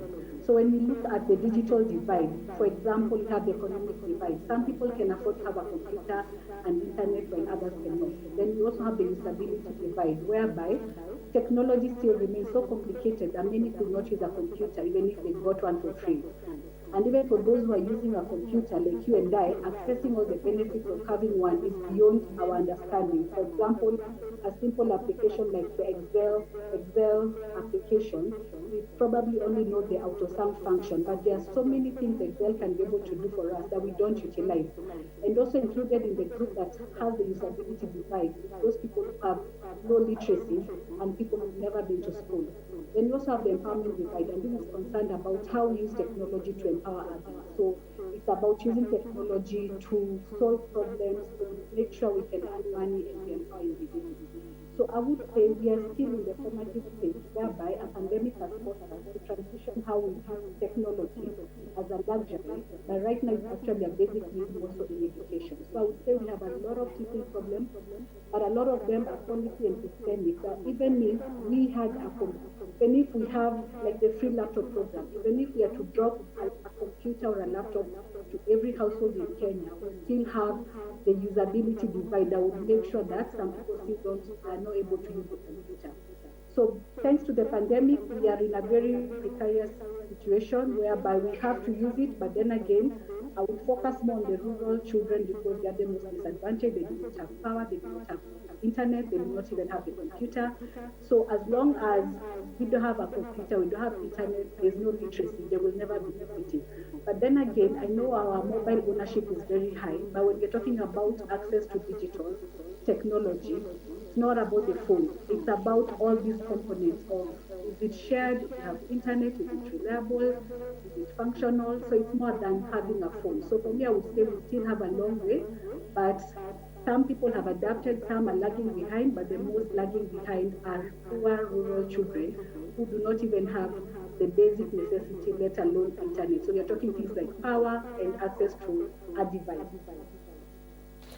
You had also mentioned poverty and lack of electricity as being one of the challenges. From your perspective, what do we need to do to get away from that so as to make this internet access and digital platform accessible to every child? So I think a lot of it, I've said a lot of our challenges are systemic and policy and are at government level. So for example, I've said for me, I view equity, like digital equity, having access to a computer that is not shared, making internet free, and making sure computer literacy, then we'll have digital equity. So some of the recommendations, and mostly it's to the government, need to explore ways to expand information infrastructure and increase access by improving markets and reduce the cost of service, especially internet. So right now, where we are, I would view internet as a basic need because everything we are doing, you require internet, whether you want to buy consumables from the store so that you don't go and interact with people, whether your child has to sit a 1-hour exam, whether your child has to rehearse content or revise content, we need internet. So for me, it's a basic need, and government should look at ways, especially for the rural poor, to make it either free or highly subsidized so that it doesn't compete with my basic needs. Then also we need to provide alternative solutions that are low cost and effective and affordable for people. So for example, for rural communities that are not connected to the main power, is it possible to have like a nationwide solar campaign where every household, at least, if you're not connected to the national power grid, you're able to access solar systems. Again, we also need to, if we can locally assemble, and I know with the digital learning program, they were making some of those laptops locally. So can we have at least each house, even if not every child, has a device that they can be able to use to support them in the learning program? Also in public areas, were it not for the pandemic, community centers would have worked, where maybe you just put the connection and make computers available and internet in the community facilities that they can use through the whole day. And of course, we need to promote digital literacy through campaigns or incentives so that at least they're not saying I have a computer but I cannot use it because I'm not computer literate. And finally, maybe forming partnerships with successful entities and robust networks, for example, our mobile service providers. So they would form a good strategic partner for us to see how we can have education for all, overcoming these different obstacles. Points raised there, Rachel. And also, how has lack of proper online investment by institution affected children and learners during this time? So the effect is very great. Number one, I've mentioned closure of school was abrupt. No one prepared for it. And most schools right now, other than focusing on providing the content, they are now in the phase where we have to have the infrastructure and the technology in place. So one of the limiting factors is they were not prepared, they did not have budgets for it. And secondly, it's cost intensive to set up an ICT system from scratch, teach the teachers how to provide the content, and also to make sure that learning is effective. On the other side of the students, it's also something happening for them at the past. And right now I'm not focusing on private schools who already had the systems in place. I'm talking about the rural school in Turkana that has never seen a computer. So the cost investment is something that is cost heavy, that schools are not planned for. And with the free primary education, you realize very minimal will go to such an eventuality where we are forced to. So it's very challenging, and I would say the most affected are public schools and the rural poor who did not have time to prepare. And even if they are given right now, let's say the government distributes laptops for free right now in every home, still there's the literacy gap that needs to be filled. So the challenge is great, and I would say we've really not adapted, and not everyone is on the same page. And even for the schools that have already adopted digital learning, realize challenges exist because of user interaction, it's not interactive. Some of them are pre-recorded, or they just share assignments to be done. So that's not the same as a physical interaction in a classroom.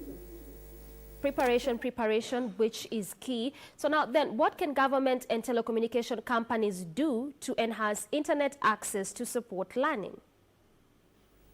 So number one, for me right now, it's a basic need. So is it possible, it be highly subsidized for those who can afford, and for those who cannot afford it, can it be free? And this can be, we can say maybe in every village you set up an internet center or a community center where a schedule is prepared, kids come and learn, because right now it's really urgent that we do something about it. We can't keep complaining that pandemic or corona has stopped our lives, but we need to do something to address this challenge. So for me, I feel the immediate need would be at village level. Is it possible we at least map each village, which teachers are available, how quickly can we use these teachers as mentors or helpers to the kids to be able to at least learn and continue the learning. And even when absolutely impossible, can we at least immediately begin a literacy campaign to make sure that digital literacy is not viewed as a luxury anymore, but it becomes part of our basic needs. So the only solution is free internet for all. Again, I mentioned without an individual computer, without the internet and computer literacy, then it still becomes a big challenge to say that we've solved the problem. So I think for the government and our communication service providers, it's making internet widely accessible for everyone. All right, and coming to you as Director Help a Child Africa, what have you been doing to assist the government scale up digital learning?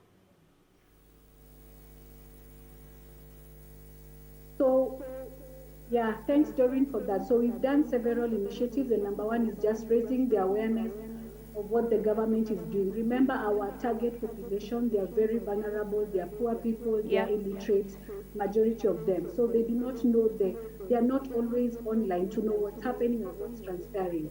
So we've been trying to package relevant information that is school related and disseminating the same to our beneficiaries. So we do this through our community volunteers who help us to track the children, follow up on their progress. So we act as the link between whatever the government is saying and our community. We do not even have simple things like a radio. We've also supported setting up of knowledge hub that promote ICT learning in communities, and this is training. Some communities have opted to have a knowledge hub within their community where they can be able to teach other youth and young children about ICT and technology. We're also promoting intergenerational learning to build capacity in ICT, and by this I mean in a typical household or a village, you would at least know one person who can use a computer. So can we use that person to help the structures around the community, to help children navigate these challenging times in terms of learning? And of course, we'll continue to advocate for improvement of infrastructure in schools to ensure a fair ground in ICT across all schools. And we also, in some communities, through the groups we work with, the self-help group, we've managed to advocate for installation of solar power in some of the communities. This way it means even if they're not connected to the national power grid, they are able to actually have access to a form of lighting. So these are some of the things. And for the candidates, what we've done is just making sure they have access to the learning materials, revision papers. So we are prioritizing like people who are about to sit for their national exam this year, and we are giving them the revision materials for them to be able to practice, so that by the time they are to sit their exam, they are not panicking, but they are ready to take up the challenge. So this we are doing in partnership with the different communities and government to just make sure they have revision materials. And also, lastly, we have a parenting module, and you realize, Doreen, when we have such pandemics, we have such increased rates of domestic violence against women, children, and men alike. And you'll have, and chances are some students will not probably go back to school either because they've been married off or they are pregnant. So we have a lot of psychological trauma that have happened to kids by being at home and also not being able to be actively engaged in learning. So we've improved our parenting module to ensure it covers holistic support. So, for example, adding elements of just coping with such stress that's caused by a pandemic and loss of the head of the household not being able to provide, or homes becoming dysfunctional. So in our parenting module, we're including elements of just psychosocial support for parents to be able to cope and nurture their children through such a crisis. All right, so great works you've been doing there, Rachel, to just help the vulnerable persons. But what has that experience been like, working with these vulnerable learners? It's very challenging. It's very, very challenging. And again, I say for the rural poor child, the only thing they know is that piece of book and pen. They do not know any. So it's really challenging. And for them, they're really depending on the social structure around to be able to cope with learning in the middle of a pandemic. Remember also, child labor is really on the increase. So most parents would prefer they're seeing an extra pair of hands to help with the farm, to help with house chores. So even the time dedicated to learning is very little. So for us, we really hope with the structure we've created around communities, we have child monitors where we are working. They're able to call and find out how is the child faring, are you guys okay, is there any incident that has been reported, how far are they with revision. So it's still very manual, it's not digital, but then again, because of where they are right now. So for us, it's a lot of support to make sure that parents understand the help the children need to be able to transition and also cope with the pandemic. And we're doing this with the community volunteers that we're working to make sure that we follow up on individual children to make sure that they're also coping very well with the pandemic and also adapting. Okay, and you reach as many children as possible, Rachel. What are some of the challenges you've met in your endeavor to do that? So the challenges are many. So for example, as mentioned, and I'll repeat again, accessibility of these things is a luxury to many. Having a computer, having internet, these are luxuries. So for example, in urban areas, you'll find students have IT skills that are more sophisticated than their teachers and parents. So it means even if I need help at home, my parent is not literate enough or tech savvy enough to be able to help me. Then you'd find also in some families, it's more than one child, and if they have to learn continuously at the same time, it's not possible. For rural areas, the challenges are low connectivity, lack of ICT equipment, low literacy rates, especially for the household help or caregivers. Of course, accessibility or availability of good internet and technology at an affordable cost with good quality. The biggest challenge we're experiencing right now, even for people who can afford, just to have a 1 hour meeting or a video call or assignment, it takes a lot of bundles. So it means every day when you're budgeting for milk and bread, besides it, you have to put an extra cost for bundles. And I think some companies have already offered some free MBs for education, but it's still not adequate. And not all families are on reliable communication channels. So we are working with our volunteers to make sure that any important information reaches everyone in that village through door to door, of course, while observing the government distancing. And of course, right now parents are seeing children are at home and we have extra pair of hands to help us with chores and responsibility. So education takes the least priority, especially when the household head is not literate. And of course, school infrastructure to support digital learning is still far from what we expect it to be. And lastly, I would say the biggest challenge we have is an unfair competitive edge of public versus public schools.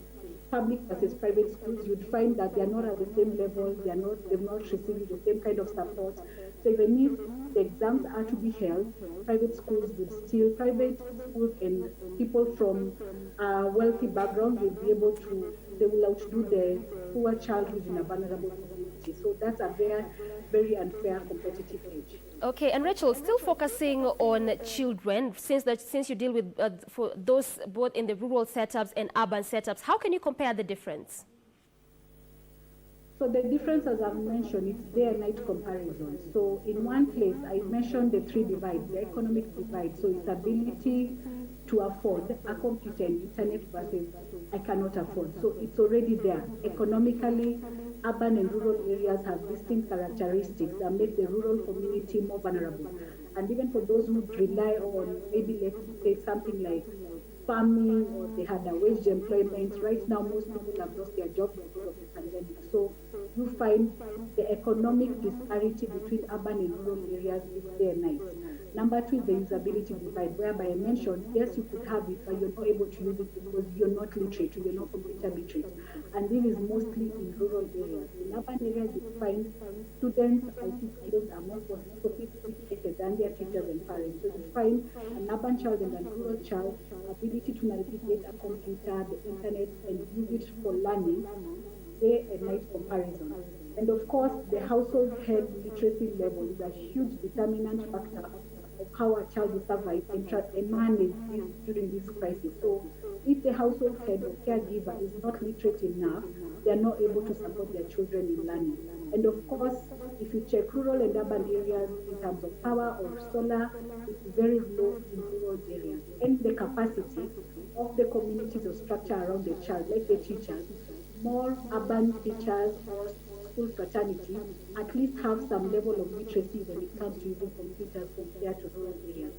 And also right now, everyone is struggling economically or financially, and their priority right now is surviving, putting food on the table. So you find that in terms of priority means education will come lagging behind, not because they don't want, but because they cannot afford not to put food on the table. All right, now, students have been using radio and TV, at least during this pandemic time. Do you think that these platforms that has at least helped students to continue learning? So actually, if you check if you just check the households that have radio in Kenya, so in rural it's about 58%, in urban areas about 54%, compared to the television. So television in rural areas is 26% and in urban areas 62%. So it means a child is more likely to use the radio in rural areas, while in urban areas, a child is more likely to use the TV. So I would feel, especially when you're talking about a child in the rural areas, what the media houses are doing, bringing content into radio, it's really been helpful because it's their only source of digital learning that is as close to digital learning as possible. Again, the only challenge is the interaction, the user interaction is very limited because if a child has to call, can you imagine all children in Kenya are watching the same program, they all have questions they've not understood. So just adding the element of interaction where kids can ask questions, it's still not possible, but I would say it's a huge step in the right direction in support of closing that gap. But I would say radio for rural areas is really effective, but also we need to strengthen the interaction to make sure that at least a two-way communication and not a monologue from the presenter to the kid. But definitely it's really helped both TV and radio. And I'm focusing mostly on the rural areas. Yes, radio is most effective, but again, 58%, it means we still have 42% who do not have radios. How do we also reach them? But it's a step in the right direction. Okay, and as we draw the conversation to a close, Rachel, what would be your recommendations to help us bridge the gap in this education sector? So I would say, again, for me, digital equity is about equal access to a computer and that is not shared, having free internet and computer literacy. So I feel a lot of action is needed right now about making these services readily available and affordable. And it's fairly live with the right partnerships and the government coming on the table and saying, how can we support the kids who are in rural areas who do not have internet, who do not have power? How can we expand information infrastructure so that they are able to access it at an affordable cost? And of course, providing alternative solutions that are cost-effective and affordable. So for example, you said in rural areas, yes, radio is working, but then again, the other people do not have radio, what can we do for them? So also, when it comes to power, not all communities are connected to power. So how can we make sure alternative sources of power, like solar energy, are available? Again, the equipment required, even at least for now, we would target at least one household, at least with a device. It could be a smartphone, it could be a tablet or a laptop. But then again, I know it's very ambitious to say one for each child. So some homes have 6 children, but at least in the beginning, they can be made available under the free laptop program. Right now, I know they're in school. So is it possible, if they're in school and they're available, can they be traced and given to kids who are at home? But then again, it's capacity built before the laptops are given. So they're only accumulating dust if they're available in school. They're not helping when they're actually using. I've talked about free internet for all and not viewing internet as a luxury, but viewing internet as a basic necessity right now. And it should not compete with our basic needs like shelter and water. And I also mentioned about promoting digital literacy through campaigns or incentives to make sure that it's not just having a computer, but it's also the ability to use computer to its fullest potential. And lastly, forming partnership with successful entities like the mobile network providers to make sure when you're talking about free internet for all, they are on board and they can see how the government can incentivize them to be able to provide this as a business model. All right, thank you so much, Rachel, for your time. Thank you, Doreen, for having me. Great. That has been Rachel Kigame, Director, Help a Child Africa, breaking down for us the issue concerning matters to do with education and the digital divide presented in that sector. Ram, do you think we can get to that point where we can make internet access free for all, and especially for learners? I would like to pick an example from what's happening in the United States. Yes. where the internet is there. It is accessible in every part. Well, even as talk about, though in some parts there is some poor network based on the terrain or the geographical regions, but in the United States, they have achieved it.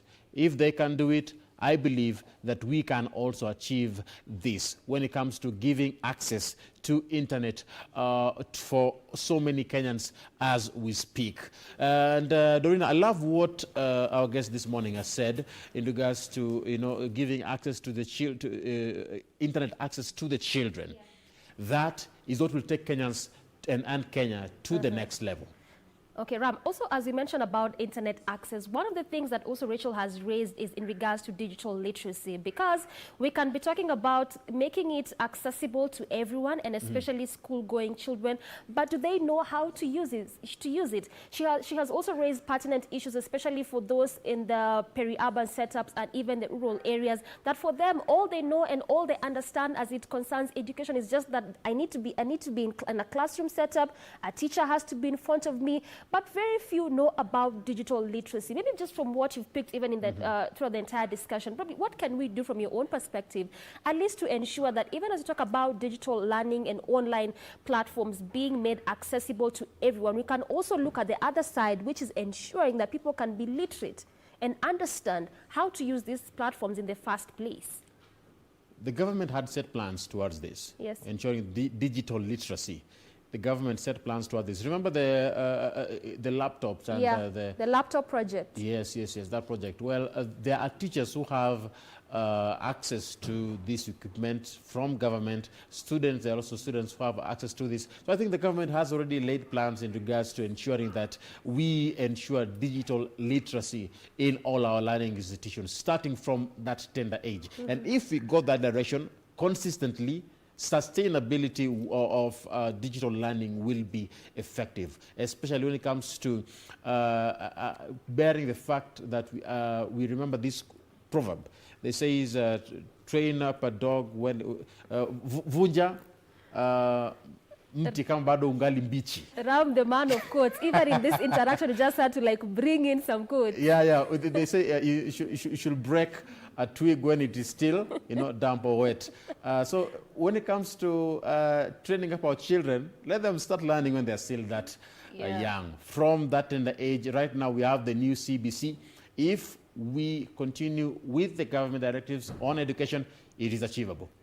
It is achievable. Again, also there was a very interesting issue which I'd like us to touch on very, very briefly. This is in regards to the radios and TV. Remember that radios and TVs now were made accessible in terms of them getting learning, getting to learn and also getting some of the subjects there. But were we considerate enough to know how many children can have access to these TVs and radios even in the first place? What are we doing as a country? Well, in a way, I believe that one form of communication, radio is one form of communication that has been there for long. Radio can be accessed by so many Kenyans. And bearing that in mind, it is possible for us to be able to teach our children using radio as a medium of communication. If we go through that direction, using radio, we can reach so many people. But bearing the fact also that TV is not accessible to everyone, but comparing the rate of accessibility between radio and TV, radio is more accessible, especially here in the country when it comes to it being listened to by so many Kenyans. Go to the rural places, you will find everyone with a radio. They just have that box there that is put in place where they just even put it in barber shops, in saloons, in different workstations in regards to that. So radio is very important and very key. And even as we continue with this conversation, remember, we also value feedback. You can also be telling us what you think about education and the form of learning that is there currently when it comes to the ministry putting in place lessons, classes from different sectors when it comes to primary and high school.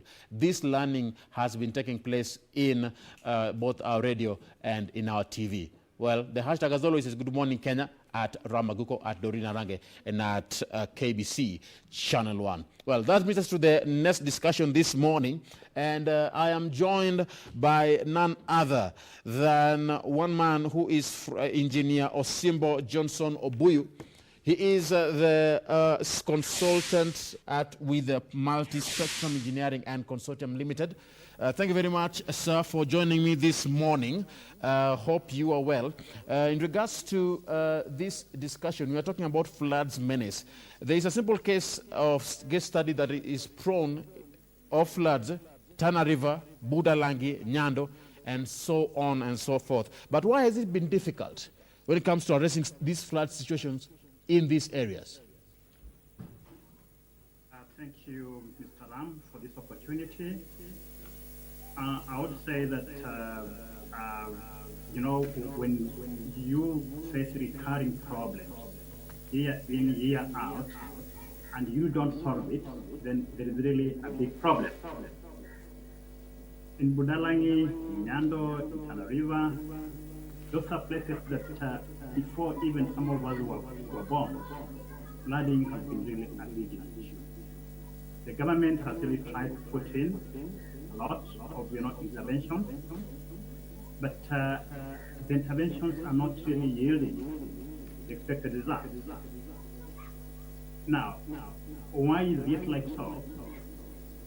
Number one, I would say that the people who are managing those interventions, from the design or from the concept level, the design level, implementation, they don't really dig into the cause-effect analysis. All right. If you have, for example, you have malaria and somebody gives you Panadol, you won't be cured actually. Now, for this flooding thing, the causes of flooding in these three areas, the commonality denominator being rivers. I would say it is because of, number one, too much siltation at the mouth of these rivers. Then number two, we are talking about the river Nyando. Now, I'll just give an example of, let us say, a channel in a shamba. If the downstream of that channel is actually blocked, we don't put dikes on the sides of that channel. We must go and unblock it for the water to flow freely.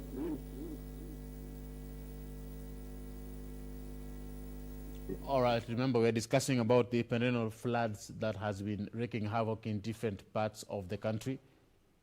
All right, Mr. Boyu?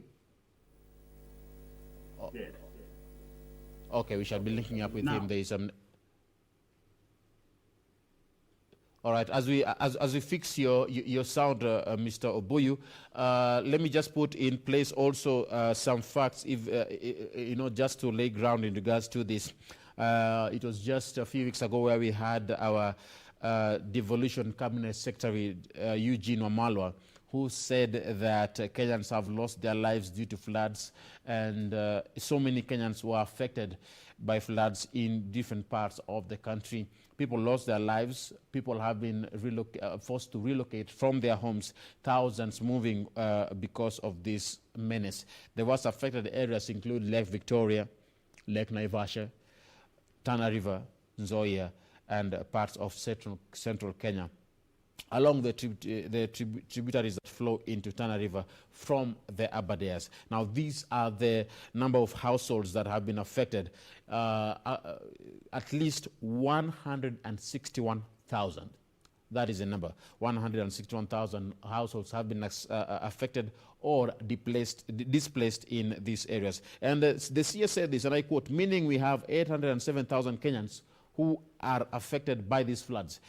He said this in a conference and said that with rains going on and our dams filling up, it means more will be affected. We are urging people in flood-prone areas, mudslide-prone areas to move to higher grounds. We shall be touching that also in regards to what the government is doing to address this menace. People have been relocating, people have been moving from the area where they stay to higher ground, but it has never been the solution. What is the take there? So, Bwana Director, I don't know if we have his sound right now.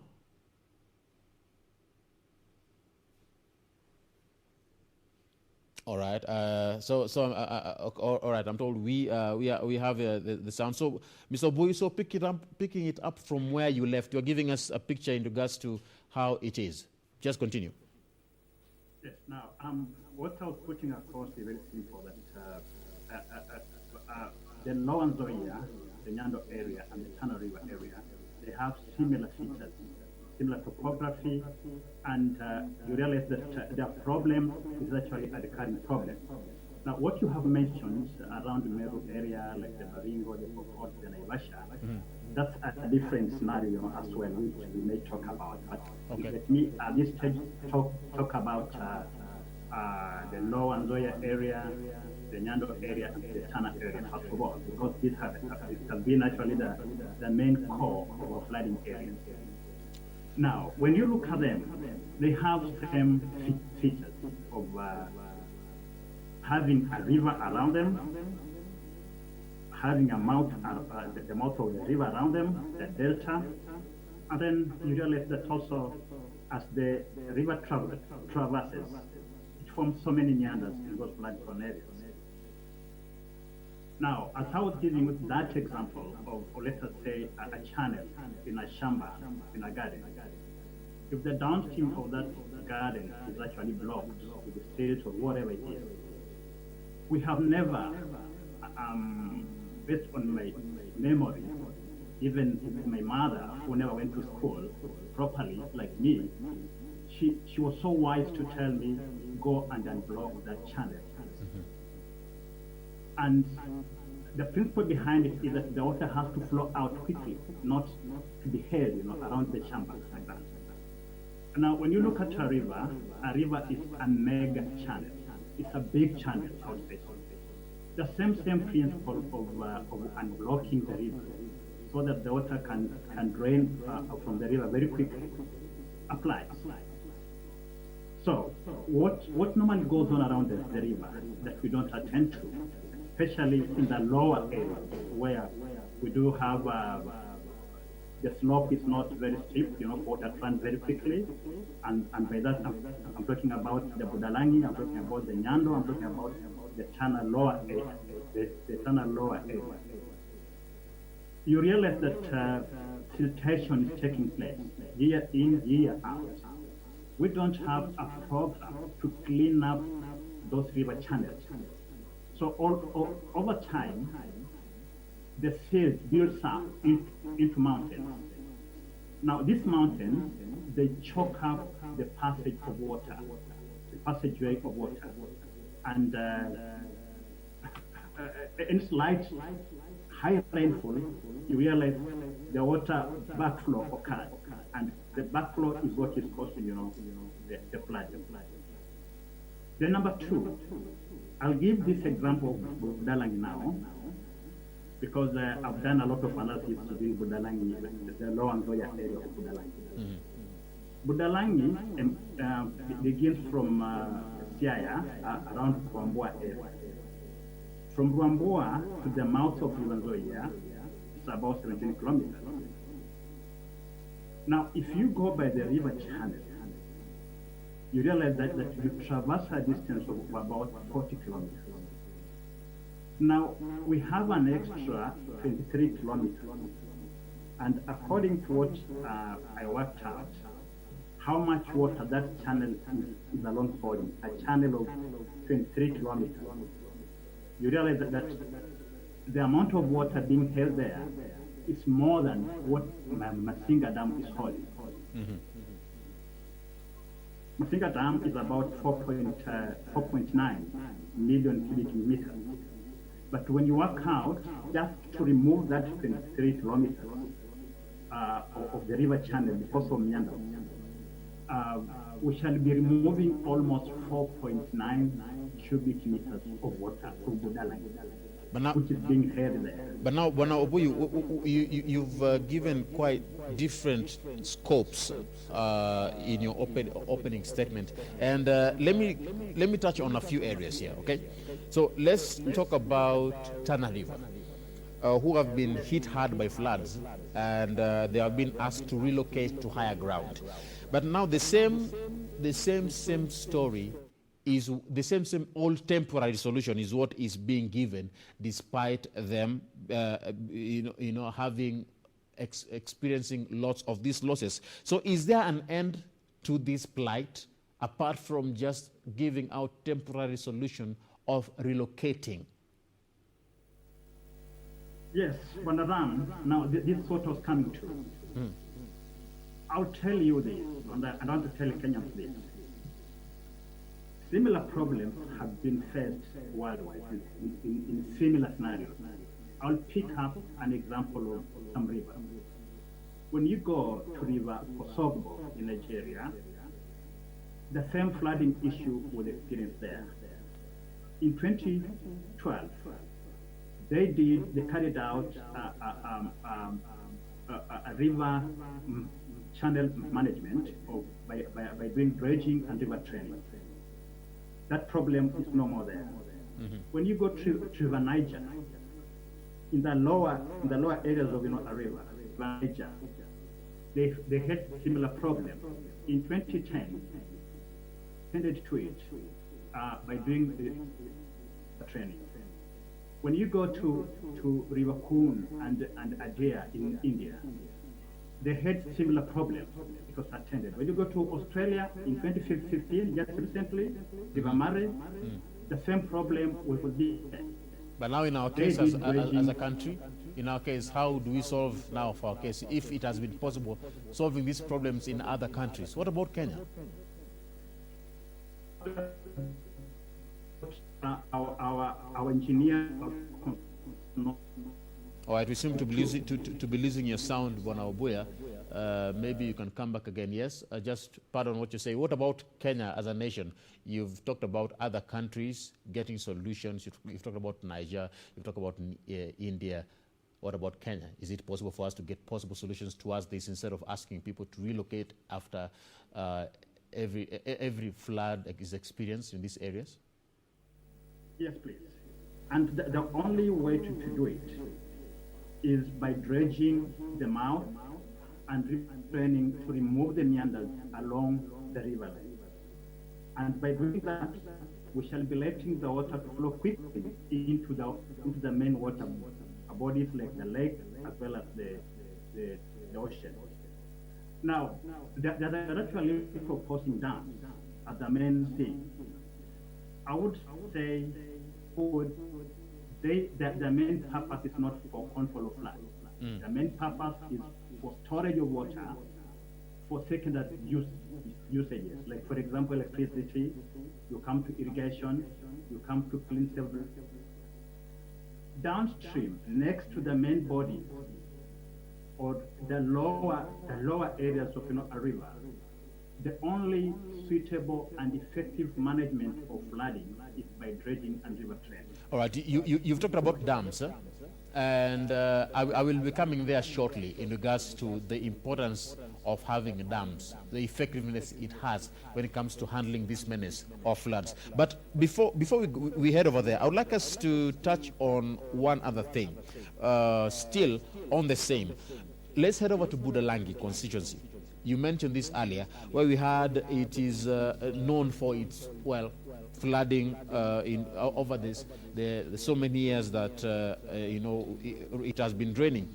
But now many interventions have been taking place, but instead of the problem being solved, it keeps recurring.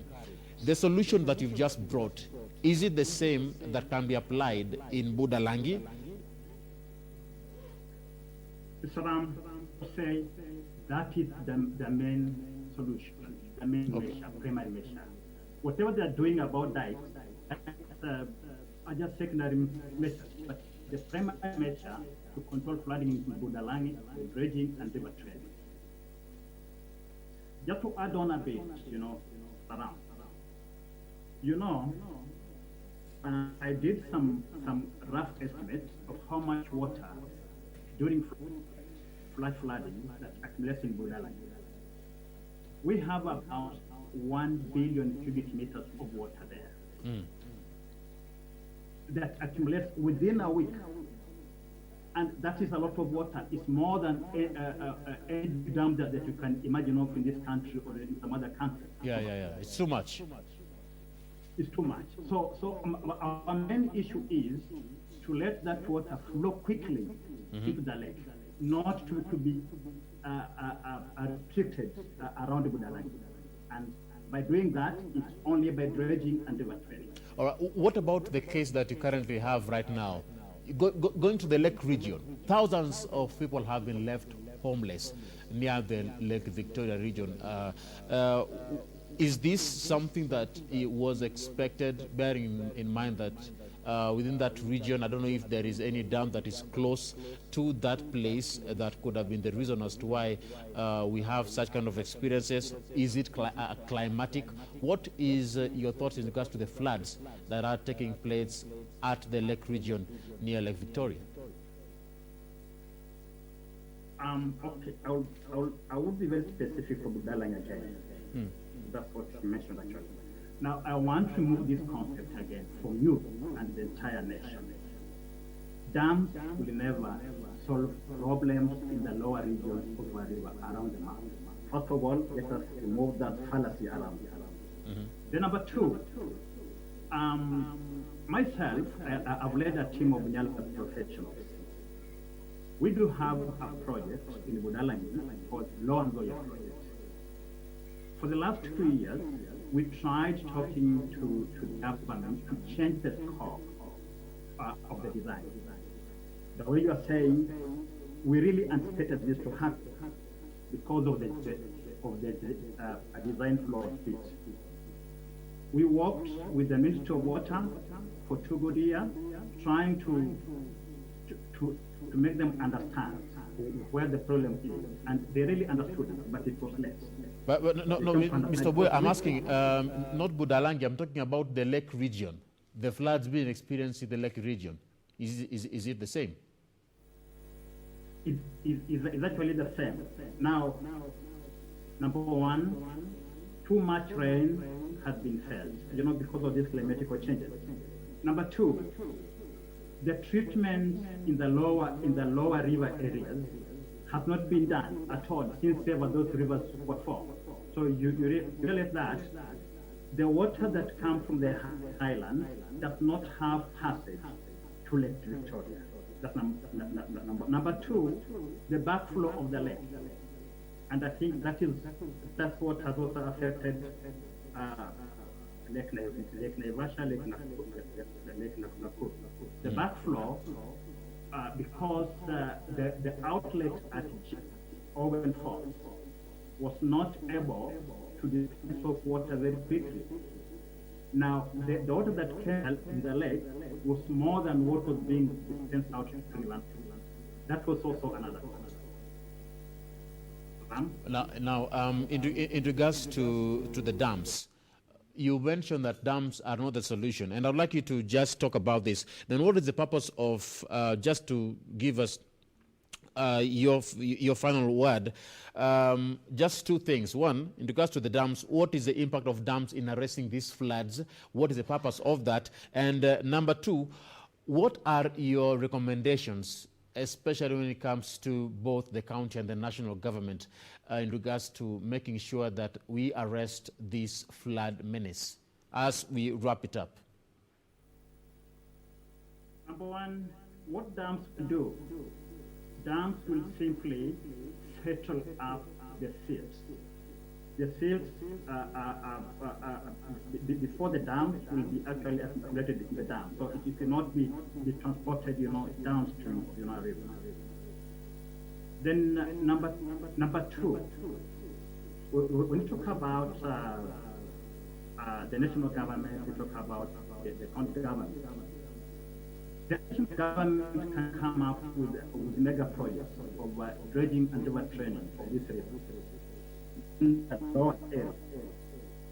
But the county government will come in to sustain up, because every now and then you need to clean up those river channels so that the water can have its own way to the lake, to the sea. So that's the connectivity, but we worked out on Budalangi. how much is needed for dredging and river training.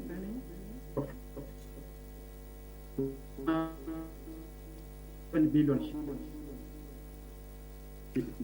for Budalangi area. We are still working out on it and also Tana River. Okay. How much it comes to. All right. All right. Thank you very much, Bwana Osimbo Johnson Obuyu, for your time. Thank you very much, Bwana Ram. Thanks a lot. All right. That brings us to the end of this morning conversation on the perennial floods headache that we are experiencing in the country.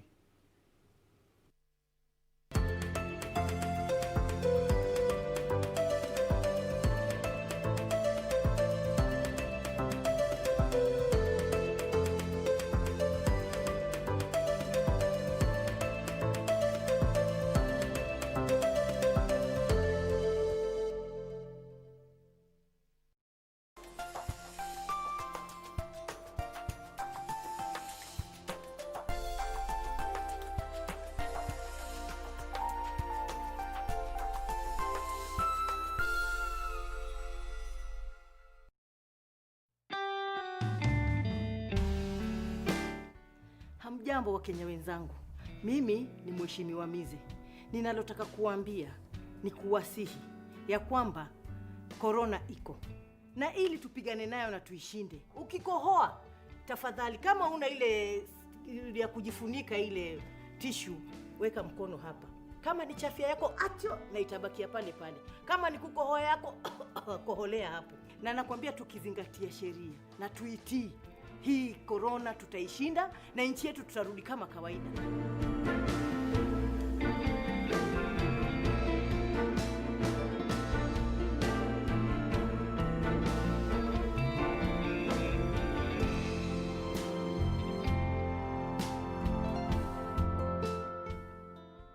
On the next episode of Corner. Have you resolved your thing with Wanjala? The two of you must sort this out. You know, Wanjala. I'm talking to you right now. Today is the day. Unajisikiaje? I don't know. Nervous? But wewe usema unapenda ukiwa nervous.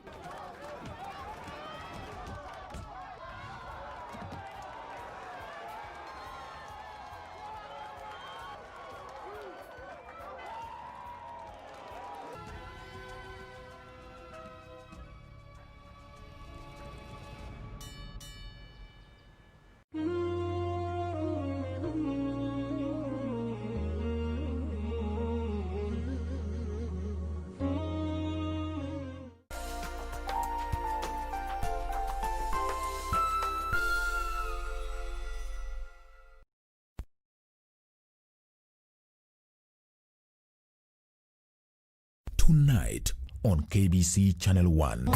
Oh, think twice. Just another day for you. You and me and we are the lions in the jungle. More rises, the more this fight never end. But they will never conquer. Good afternoon, ladies and gentlemen. Teacher, you are not understanding. Some of you are about to have the worst day of your pathetic lives. And who gave you the right to speak to people like that? You guys, leave me alone. I don't know you anymore. Can we talk privately? Leave me alone. You guys focus, eh? I have a billion you can be a lily vanning guy. We are trying to focus here. No singing in this classroom. Classmates, every Saturday on KBC.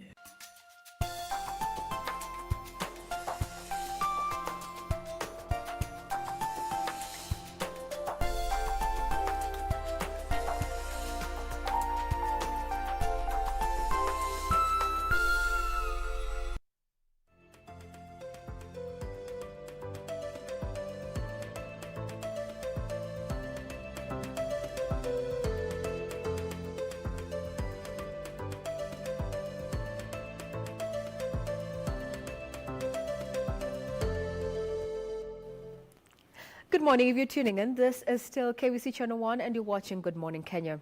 On our interactive segment, we want to remind you that we appreciate your feedback. We're going to be talking about the issue of cancer under the uncertain times of COVID-19. Taking me through this discussion is Dr. Lalit Vanderpandre, just an oncologist with a 10-year experience, to tell us the do's and don'ts on what to look out for, especially for those with predisposed issues, especially cancer. Welcome, sir. Good morning. Thank you very much. Now, well, let's just start off with the issue of if one does one's history of cancer raise, one's susceptibility or risk for COVID-19 or other complications related to COVID-19? So, for per se, cancer patients on treatment are susceptible to various infections. And now with the advent of this COVID pandemic, they are more prone for developing serious complications because of the virus. So, they need to take adequate precautions for protecting themselves from the virus. Now, especially we have quite a majority of Kenyans are dealing with the issue of the scourge that is cancer.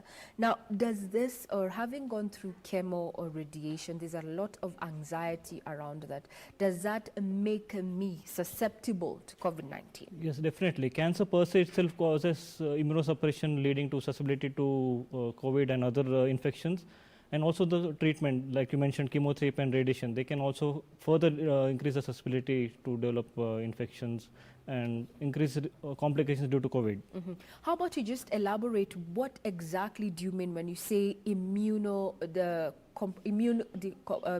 compromise?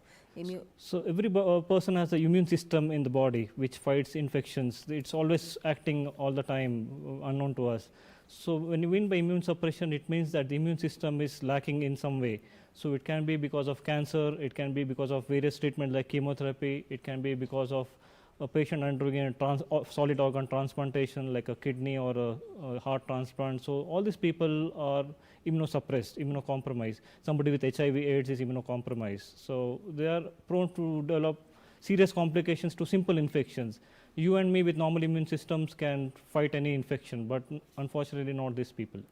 So they need to be careful. Absolutely. That's what I'm hearing Yes, from you. they need to be extra cautious. Now, should cancer survivors now adhere to the laid down public health regulations, or should they go a step further? You know, since we've already said that their immunity is somewhat compromised, then how then do they take care of themselves better?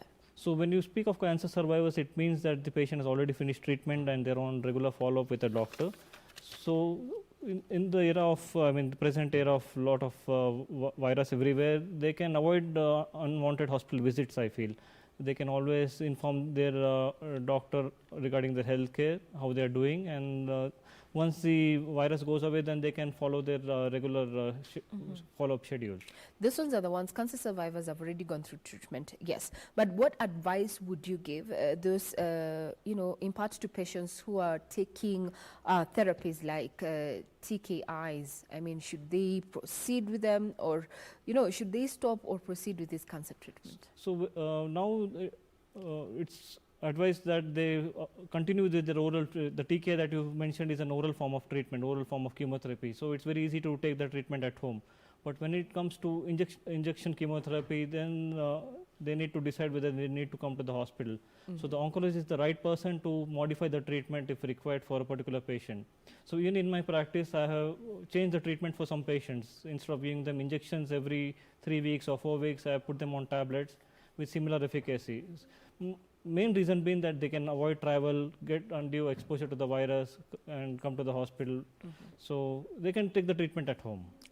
Oral treatments at home, that's Yes, okay. yes. Now, if a cancer patient or a survivor exhibits or starts showing symptoms of maybe fever, cough, that is somewhat related to COVID-19, then who should he or she call first? A general practitioner or the oncologist? He or she should call the oncologist first, and then the doctor can take a proper history from the patient, whether it is COVID-19 related symptoms or is it something because of the cancer or its treatment. Because not all fever and cough is COVID-19. It could be something else. It could be a pneumonia or some other infection. And based on the doctor's advice, the patient can either come for the hospital for testing for COVID-19 or be managed with suitable treatment like antibiotics, etc. So first call is an oncologist. Yes, absolutely. Okay. Now, if what if a person now was about to start their cancer treatment and COVID-19 has happened? We've already seen from the reports, especially from the Ministry of Health, is that Kenyans are generally not going to hospital because of fear around COVID-19. We have someone who's about to start their cancer treatment. Would you advise that they postpone it? Or what happens in such kind of a situation? So in certain situations where the treatment can be safely postponed or modified suitably to an oral form of treatment, that can be done by the oncologist. For example, a breast cancer patient has undergone surgery and we need to do chemotherapy and radiation.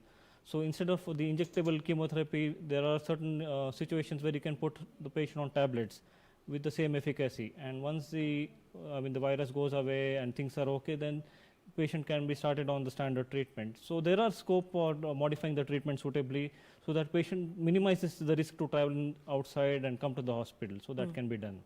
There's been a question that I've been asked, does smoking exacerbate or rather put someone are smokers more at risk of contracting COVID-19? Yes, definitely, because most smokers would have some underlying lung disease, COPD or something. So they are at definite risk of getting more complications due to COVID-19.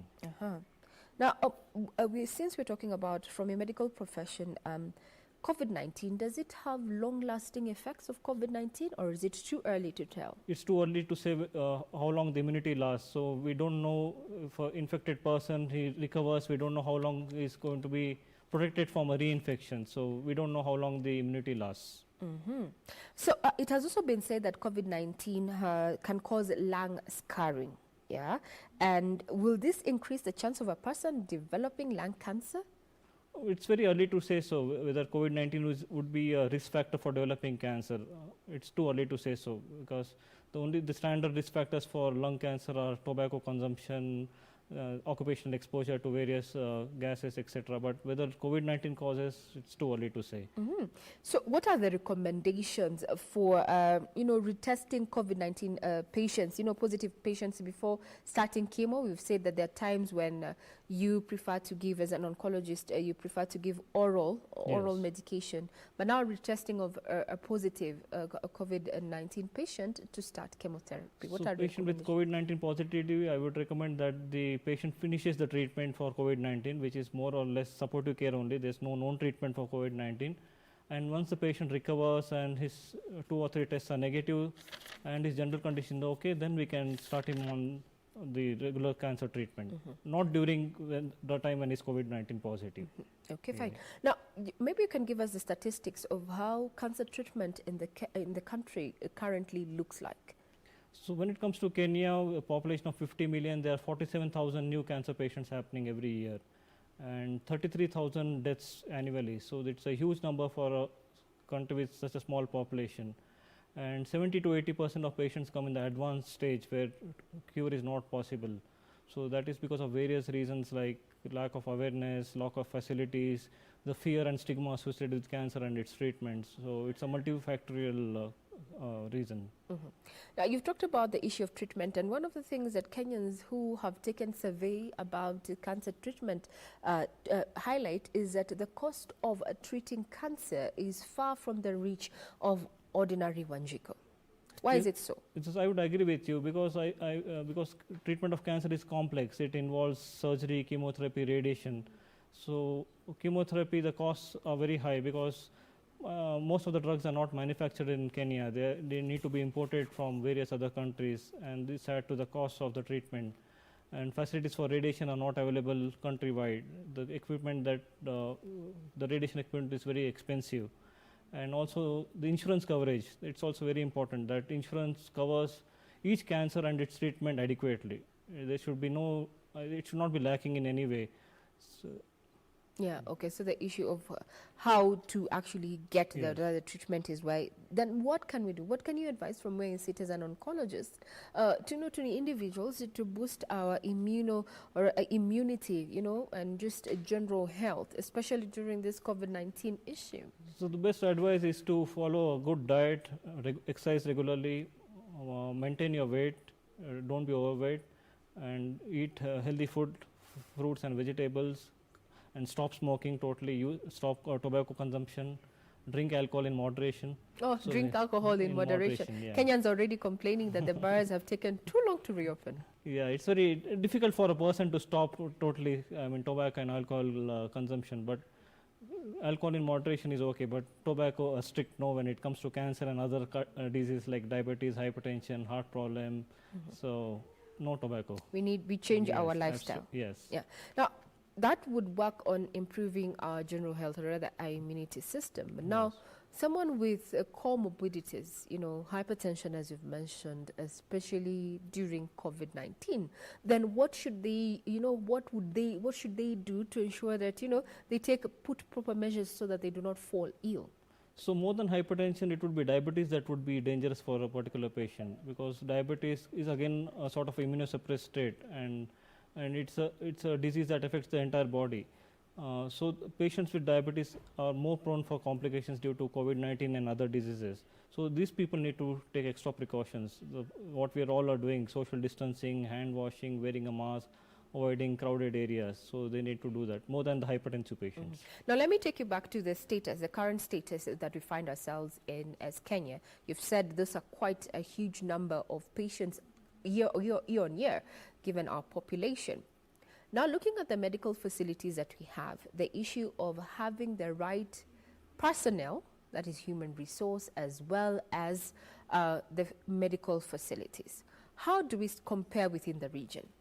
So unfortunately, most of the cancer-related treatments are in the major cities, Nairobi, Eldoret, and the other major cities don't have proper cancer care. So it's very important that the regional cancer centers established throughout Kenya with proper equipment for using radiation, doing surgery, administering chemotherapy. So that's very important. So there should be a robust cancer management system in place in the country. That's very important. So we're lacking. Yes. Now, there's the issue of oncologists. Given the last survey that we had very few trained oncologists, local oncologists practicing in Kenya. Yes. From your take, I mean, having a 10-year experience in So oncology. lack of, as you said, lack of trained people is severely lacking in Kenya. We need a curriculum to be started in the country, right from the MBBS level. That's the basic medicine level, where there's an oncology course, so that the students are sensitized about oncology. Maybe at the school level itself, awareness about cancer, what is cancer, common types of cancer, and the basic treatment modalities, and then have a postgraduate degree and a super specialty degree in medical, surgical, and radiation oncology. So this is going to take some time for the whole system to be in place and be established. There's debate about when the economy should reopen. Now, in light of issues of cancer around COVID-19, we've already established that people with pre-existing conditions are more susceptible to COVID-19. Now, looking at children and those who happen to be in the older demographic, 60 and above, this reopening of the economy would somewhat, make them more exposed. Then what do we do about these vulnerable ones, the children and the elderly? So definitely, as you said, people above 60 are more prone for developing complications through COVID. So they need to take extra precautions. I feel they need to be more careful. I mean, avoid going out of the home unnecessarily, avoid crowded areas, wear a mask. So even when we reopen, that you are advising that they still stay put? Absolutely. They should follow all the current practices like social distancing, wearing mask, hand hygiene.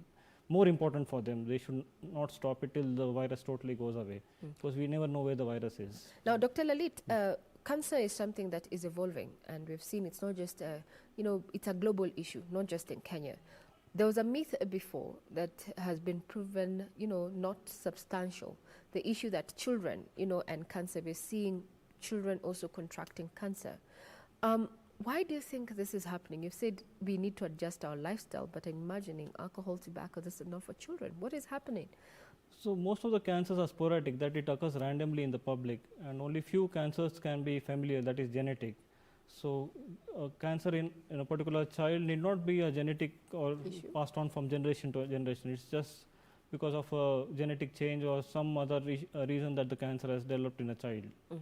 So there's been a debate on, or rather people have felt, especially those who've gone through, cancer treatment, that use of chemotherapy, actually, those who went and go for chemotherapy do not survive, whereas those who go through radiotherapy live to tell the story. No, it's not. What you bring out is a very important issue. There's a lot of myth, a lot of fear regarding chemotherapy, not in Kenya, back home in my native India also people fear chemotherapy because of various reasons. They think chemotherapy is very painful. They think chemotherapy will cause severe side effects and the patient will not survive. It is not at all so. So chemotherapy is not at all painful. It is just another medicine that is given either orally or intravenously, just like an antibiotic. But you need to take few precautions.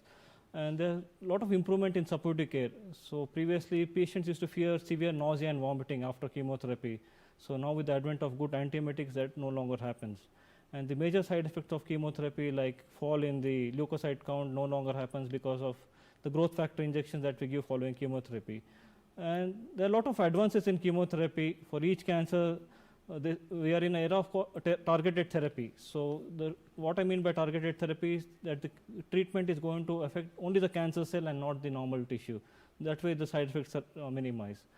And it's not that radiation doesn't have any side effects. Even radiation can have acute and chronic side effects. So it's not that treatment is... It's not assured that correct. if you do chemo or Yes. either, depending on maybe the exactly. advance, and also the body itself in terms of its Absolutely. immunity. Now, what about the antibody testing as a mode of testing for COVID-19, especially around cancer patients? So what is recommended for COVID-19 now is the RT-PCR, the antigen capture assay, not the antibody, because not every patient might have an antibody response. So that is not recommended. It's only the RT-PCR based test that is required to prove or disprove whether a patient is COVID-19 positive, not the antibody test. Yeah. And tests are evolving by the day. I mean, every day something new comes. It's a very fluid situation. Now speaking, I know you're in the medical field, and there's been a lot of questions, especially about how we are going about doing this testing, especially for COVID-19.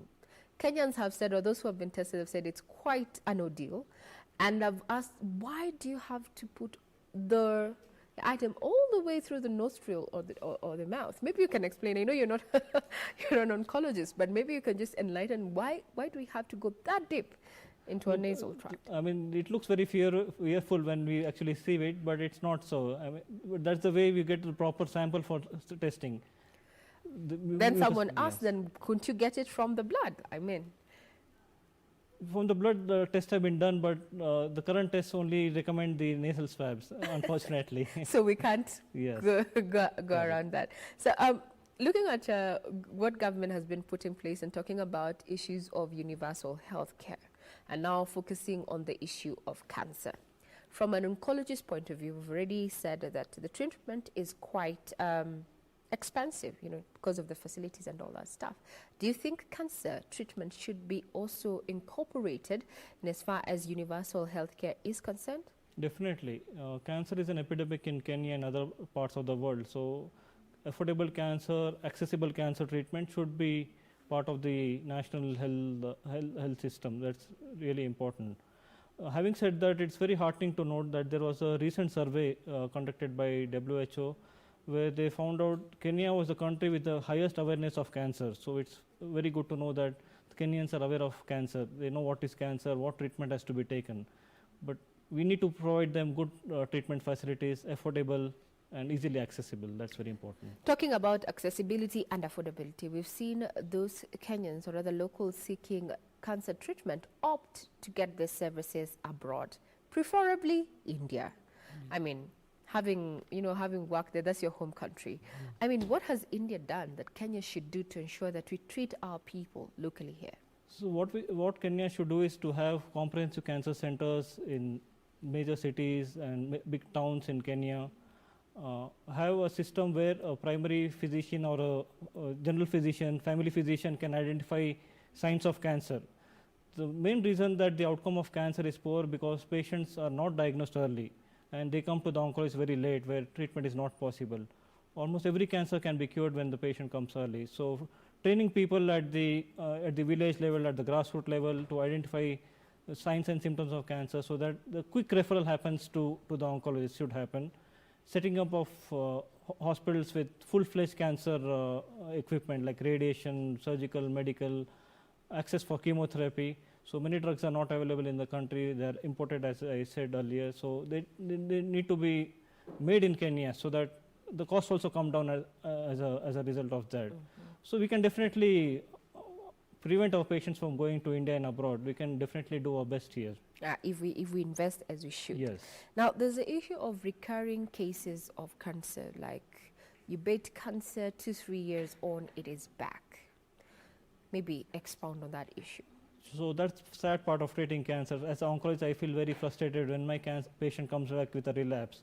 So any cancer patient... Because we have asked Kenyans to just give their feedback in regarding to cancer. So there's someone who's texted in and asked that I was about to start, or rather I'm going through cancer treatment, a combination of chemo. I opted for radiation after chemo. During COVID-19, should I still continue the treatment? Yes, as long as it's possible for you to go safely to the hospital, I would suggest that the treatment be continued, taking all due precautions. That's very important. Maybe that comes up to the issue that we had asked, the issue of do you postpone treatment where possible, or do you start? So for chemotherapy, at least we have the option of using oral medicine, but for radiation, there's no other option. So if radiation is definitely part of that cancer treatment, then it has to be done, taking all the precautions. For the chemotherapy part, oral form of treatment which can be taken at home can be done. Now, also, are people who are on endocrine therapies like breast and ovarian cancers more at risk of contracting COVID-19? Which patients? The ones with breast cancer, ovarian cancer. Any patient for that matter, any cancer patients. But among the cancer patients, the patients with acute leukemias, where the immune system is really bad, they are more prone for COVID-19 and other infections, the acute leukemia patients. Now, just in a nutshell, going forward, because cancer, as it is, you've said it has very different forms of treatment. But now we're talking about it in a general kind of way. Now, just looking at how you can just give us into detail what we can do. I know you said we avoid tobacco and alcohol, but what else can we do, especially now for the young children? Yeah, you said it's right. What can we do to enhance their immunity or rather their immune system? So for cancer like cervical cancer, there's an effective vaccine that is available. So it's recommended that girls from the age of 9 onwards to 9 to 16 get vaccinated for the human papilloma virus, which can protect against cervical cancer, which happens to be one of the most common cancers in India and other parts of the world. And for the other cancers, there are effective screening modalities also available. Like for breast cancer, you can do mammogram. For cervical cancer, pap smear. For prostate cancer, there is PSA testing that is available. So there is scope of detecting cancer early, and also knowing the warning signs of cancer, like severe continuous headache and vomiting, difficulty in swallowing, chronic cough with blood-thin sputum, bleeding, abnormal bleeding from any side, any lump in the body, a change in a skin mole, which can say it's breast cancer, and all these signs, severe weight loss, loss of appetite, these are all warning signs of cancer which every person should be aware of. And also for breast cancer, to prevent breast cancer, self-examination is advocated, monthly self-examination by the woman, meeting a physician every year. So all this can be done to detect cancer and reduce the burden of cancer. Stage.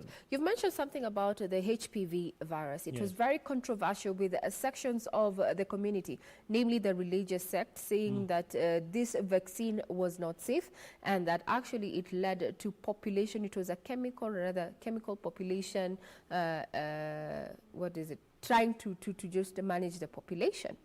Now, from an expert point of view, being an oncologist, would you recommend the HPV vaccine?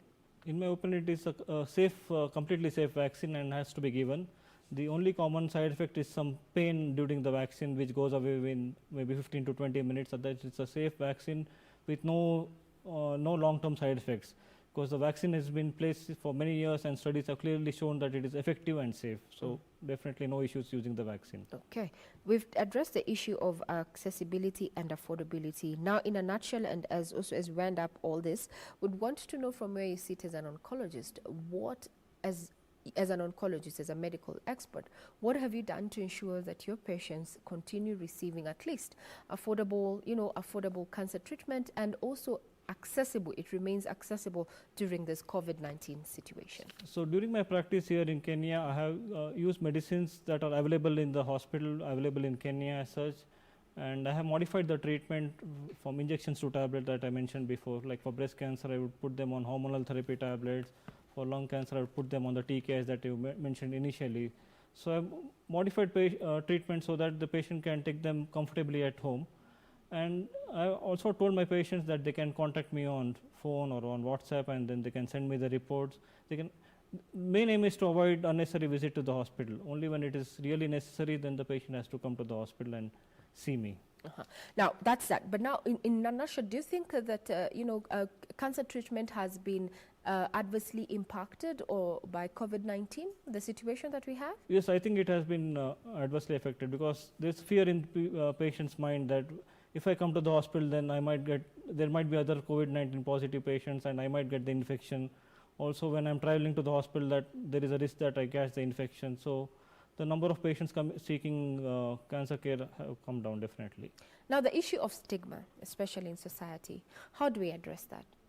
So treatment has to be continued. I mean, there are certain situations in cancer medicine, cancer practice, that we cannot stop the treatment. It's very urgent. Otherwise, the outcome is going to really differ a lot if we delay the treatment. So in those situations, after taking adequate care, patients do have to take the treatment.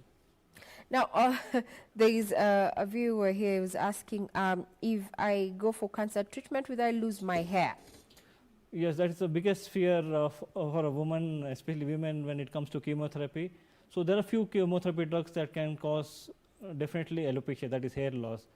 And there are few drugs that don't cause.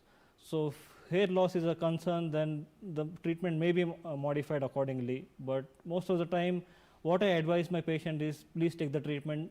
The cancer will go away, the hair is going to come back again after some time. It's not that it's a permanent hair loss, it's going to come back. So it depends on the treatment. Yes, definitely. You do not necessarily have to lose your hair. Yes. Now, the other issue that has come up is the issue of, this is also related to, the physical reactions to chemotherapy, the issue of loss body weight. Extreme loss of body weight. Then how do we recoup? How do we get back to a normal body weight after, especially for cancer survivors? Body weight is a symptom and sign of cancer, for usually advanced cancer. So like example, advanced pancreatic cancer, where patients lose almost 30 to 40% of their body weight. And also because of treatment can cause temporary nausea, vomiting, and loss of appetite. So main aim is to have frequent small meals, have carbohydrate-rich meals, have food with a lot of protein, like a boiled egg. It's very cheap and good to eat. So and having a light exercise regimen. So doing that, the patient's weight is maintained. And with effective cancer treatment, patients on the contrary gain weight. When they are responding to the cancer, they are going to feel better, they are going to eat better and gain weight. Now, you've already expounded on the issue of, how smoking makes one predisposed to contracting COVID-19. But now, what's the relation between COVID-19 and cancer from an oncology point of view with our lifestyles currently? So whether COVID-19 causes cancer is not known. It's going to take studies running into years together to know whether COVID-19 predisposes to someone to cancer. But a patient with cancer gets COVID-19 is at risk of developing serious complications due to COVID-19. So in a nutshell, where do we stand as Kenya? You've said that there's a lot that needs to be done. We're expecting our budget in the next few weeks, or rather one or 2 weeks. What would be your expectations, especially for the health sector, coming from your profession as an oncologist? In regards to the vaccine? In regard to the steps that Kenya needs to take to just beef up, cancer treatment, accessibility and affordability. Yes. So that will take it's going to take an all-around effort to do that, I feel, right from the government, the public-private cooperation should happen, and it's going to take some time for things to improve, I feel. So do you think Kenya poses, or rather stands an opportunity to actually become, an epitome of cancer treatment, especially within the East African community? Definitely. I think Kenya has to do it. I would say there's no other option. We have to do it to fight the cancer epidemic. There are so many cancer patients in Kenya, and we need to do the best for them so that they they're back to their lives, back being normal. That's very important. Now, in a nutshell, since we're during this issue of COVID-19, and you definitely have patients that you've handled, someone who is really worried about their current situation, being either they've just found out they have cancer, and they're not so sure if they should start the treatment. Secondly, there are those who are already under treatment and they're not so comfortable. They don't know what to do. As we come to a close, advice to those potential clients who've already gone through this treatment or about to, then COVID-19 happened. So I think it should be on an individual basis. We need to see what cancer has been treated, what treatment is given, what is the urgency of the treatment, and also to give a sense of confidence to the patient that it's not such a fearful situation out there. You take adequate precautions, wear your mask, don't go to crowded areas, practice social distancing, then you can be safe and continue your treatment. Continuing treatment is really important. So for someone who's gone through cancer survivor, if they get these symptoms, fever, cough, they call the oncologist? Yes, first. They call the oncologist. They call the Yes, oncologist yes. first, then they can proceed to find out if this is COVID or just another ailment. Yes, because apart from COVID-19, there could be some other problem. It could be some other bacterial or fungal or some other viral infection that the patient could have. Now, I've been speaking to an oncologist, that is Dr. Lalit Vadrapandri, just trying to look at the issue of COVID-19, but through cancer. You know, cancer and its correlation to COVID-19, is there a correlation or not? And what should cancer survivors do, or those with comorbidities do during this time? And say that you have to be a little bit more careful because you have a compromised immune system. So do adhere to the public health guidelines, and if you present a few signs, maybe high fever, coughs, and you've either were to start your cancer treatment or you've already undergone it, that the first person you need to call at this time is your oncologist. Dr. Lalit, what can we say? Namaste? Thank you. Asante Sana. Oh, Asante Sana. That is nice. That is nice. That is Dr. Lalit Vadrapandre, who is an ESMO, European Society for Medical and Certified Oncologist, for the last 10 years, giving us, or rather sharing his thoughts about, cancer treatment during these uncertain times of COVID-19. Doreen, what do you think about steps that have been made to ensure, or rather to assist, or rather Kenya, the strides that has made towards cancer treatment? Do you think we're on the right path? Well, I think it's very important to be able to talk about matters cancer in the country, given the fact that during this.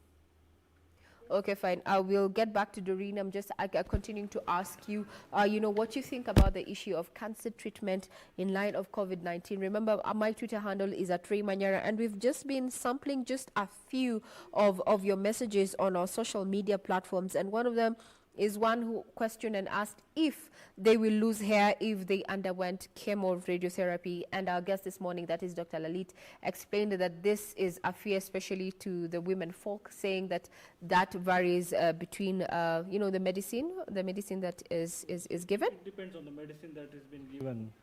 And this fear prevents many women from taking good, adequate cancer treatment. So that's a big stigma in the women. If they don't want to lose hair, and for the same reason they don't take treatment. So this is something that affects cancer treatment. The fear of hair loss. But now there's also the fear highlighted on losing the breast. That is something that most women say, cancer survivors say that was the hardest thing for them to go through. So there was a time where the entire breast used to be removed. That is called mastectomy. With the advent of breast conserving surgery, only the lump can be removed. So you no longer remove the entire the breast. Only the tumor tissue is removed along with a normal tissue, a normal margin. So that is called a breast conserving surgery. And the outcomes of breast conserving surgery and mastectomy are the same. It's not that if the entire breast is removed, the patients are better. It's not like that. So both groups do well. And with breast conserving surgery, that is BCS in short, the quality of life is much, much better. There is no arm edema, and there's a sense of fullness in the women. They feel really happy when it comes to BCS compared to doing a complete mastectomy. Now, this is just me wanting to find out, persons who go through cancer treatment, do they also get aftercare support, especially, to deal with the trauma of going through the treatment, may it be radiotherapy or chemotherapy? Do you advise that they seek even, counseling and such? While recovering, counseling to just, it must be a harrowing experience, the loss, you might lose your hair, you might lose some, Yeah, apart from loss of hair, there are a lot of other difficulties that are cancer patients, because the whole experience of being diagnosed and being treated, it can be very overwhelming for the patient and for the family, especially if the patient is a caregiver and the breadwinner. It's a very difficult situation to be in. And also when it comes to a relapse, it can be very heartbreaking. So adequate social support and counseling and family support is required in managing cancer. Very well. Thank you very much. Namaste. Thank you. Karibu tena. Now, Doreen, I guess you can hear me from the other side of the studio. What do you think about the issue? But before we get to hear to Doreen, about Doreen's feed, or rather take on this issue of cancer treatment during the times of COVID-19, how about we sample some of your views that we received on Twitter? Now, that is a difference. Kenya needs to focus on cancer prevention and treatment with some charisma as they are handling COVID-19. Cancer is killing so many Kenyans daily. You agree with that, Dr. Dalit? That's a very good point that has been noted by the viewer. Yeah. We should focus on cancer management as on the same lines as we are doing for COVID-19. So it can be done for cancer? Yes. Any other tweet? Okay, fine. We'll still be loading. Here's another one at Ashon on Twitter. I wish we had more zeal to fight cancer in our society as we're dealing with COVID-19 virus. More zeal. Exactly. Kenyans calling and viewers calling in and saying, just having the feel that we have really focused on COVID-19, we should put up more efforts to cancer. Cancer and other infectious diseases that are plaguing the society, that's really important. Not just COVID. Not just COVID. Okay, any other tweet? Let's sample one more. There. At the Kenyan Spectre, approximately 1,200 people die daily from various diseases, and we have never bothered. 100 die from cancer daily, and we still are never bothered. That's a concern that maybe we are overlooking a few diseases here and there as we go. There's also a report showing that Kenya, even despite being in the 21st century, we're still losing people, a scores of people actually to malaria, a tropical disease that was here before colonization, and still 21st century, we're still tackling malaria. So, more feedback? The last one, that is at Moses Mbura. If the world will come together in the way COVID-19 has forced it to, a collaboration of oncologists would produce cancer drugs in months. True? Do you think so?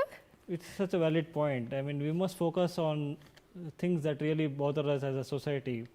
Cancer treatment, malaria, diarrhea, infectious diseases, tuberculosis, HIV/AIDS. I mean, it's more than COVID-19. We must do as doctors, as general society, as government, we must take good care of all these things. Well, I think in my opinion, the reason why we have so focused on COVID-19 as a world is the issue of the mortality rate. Yes. There's such a short term, we're losing people in under 2-3 weeks, and I think that is what has us on a panic globally. So I think if we all came together, as you said, researchers, governments, private sector, we would indeed, arrest this scourge that is still cancer. Thank you very much for having kept us company all the way from 7 a.m. till now. We'd want to say that tomorrow is also another day where we get to discuss issues, pertinent issues that affect you and I. Remember, stay home, stay safe. I'm Regina Manyara Gitao. Have a pleasant day ahead.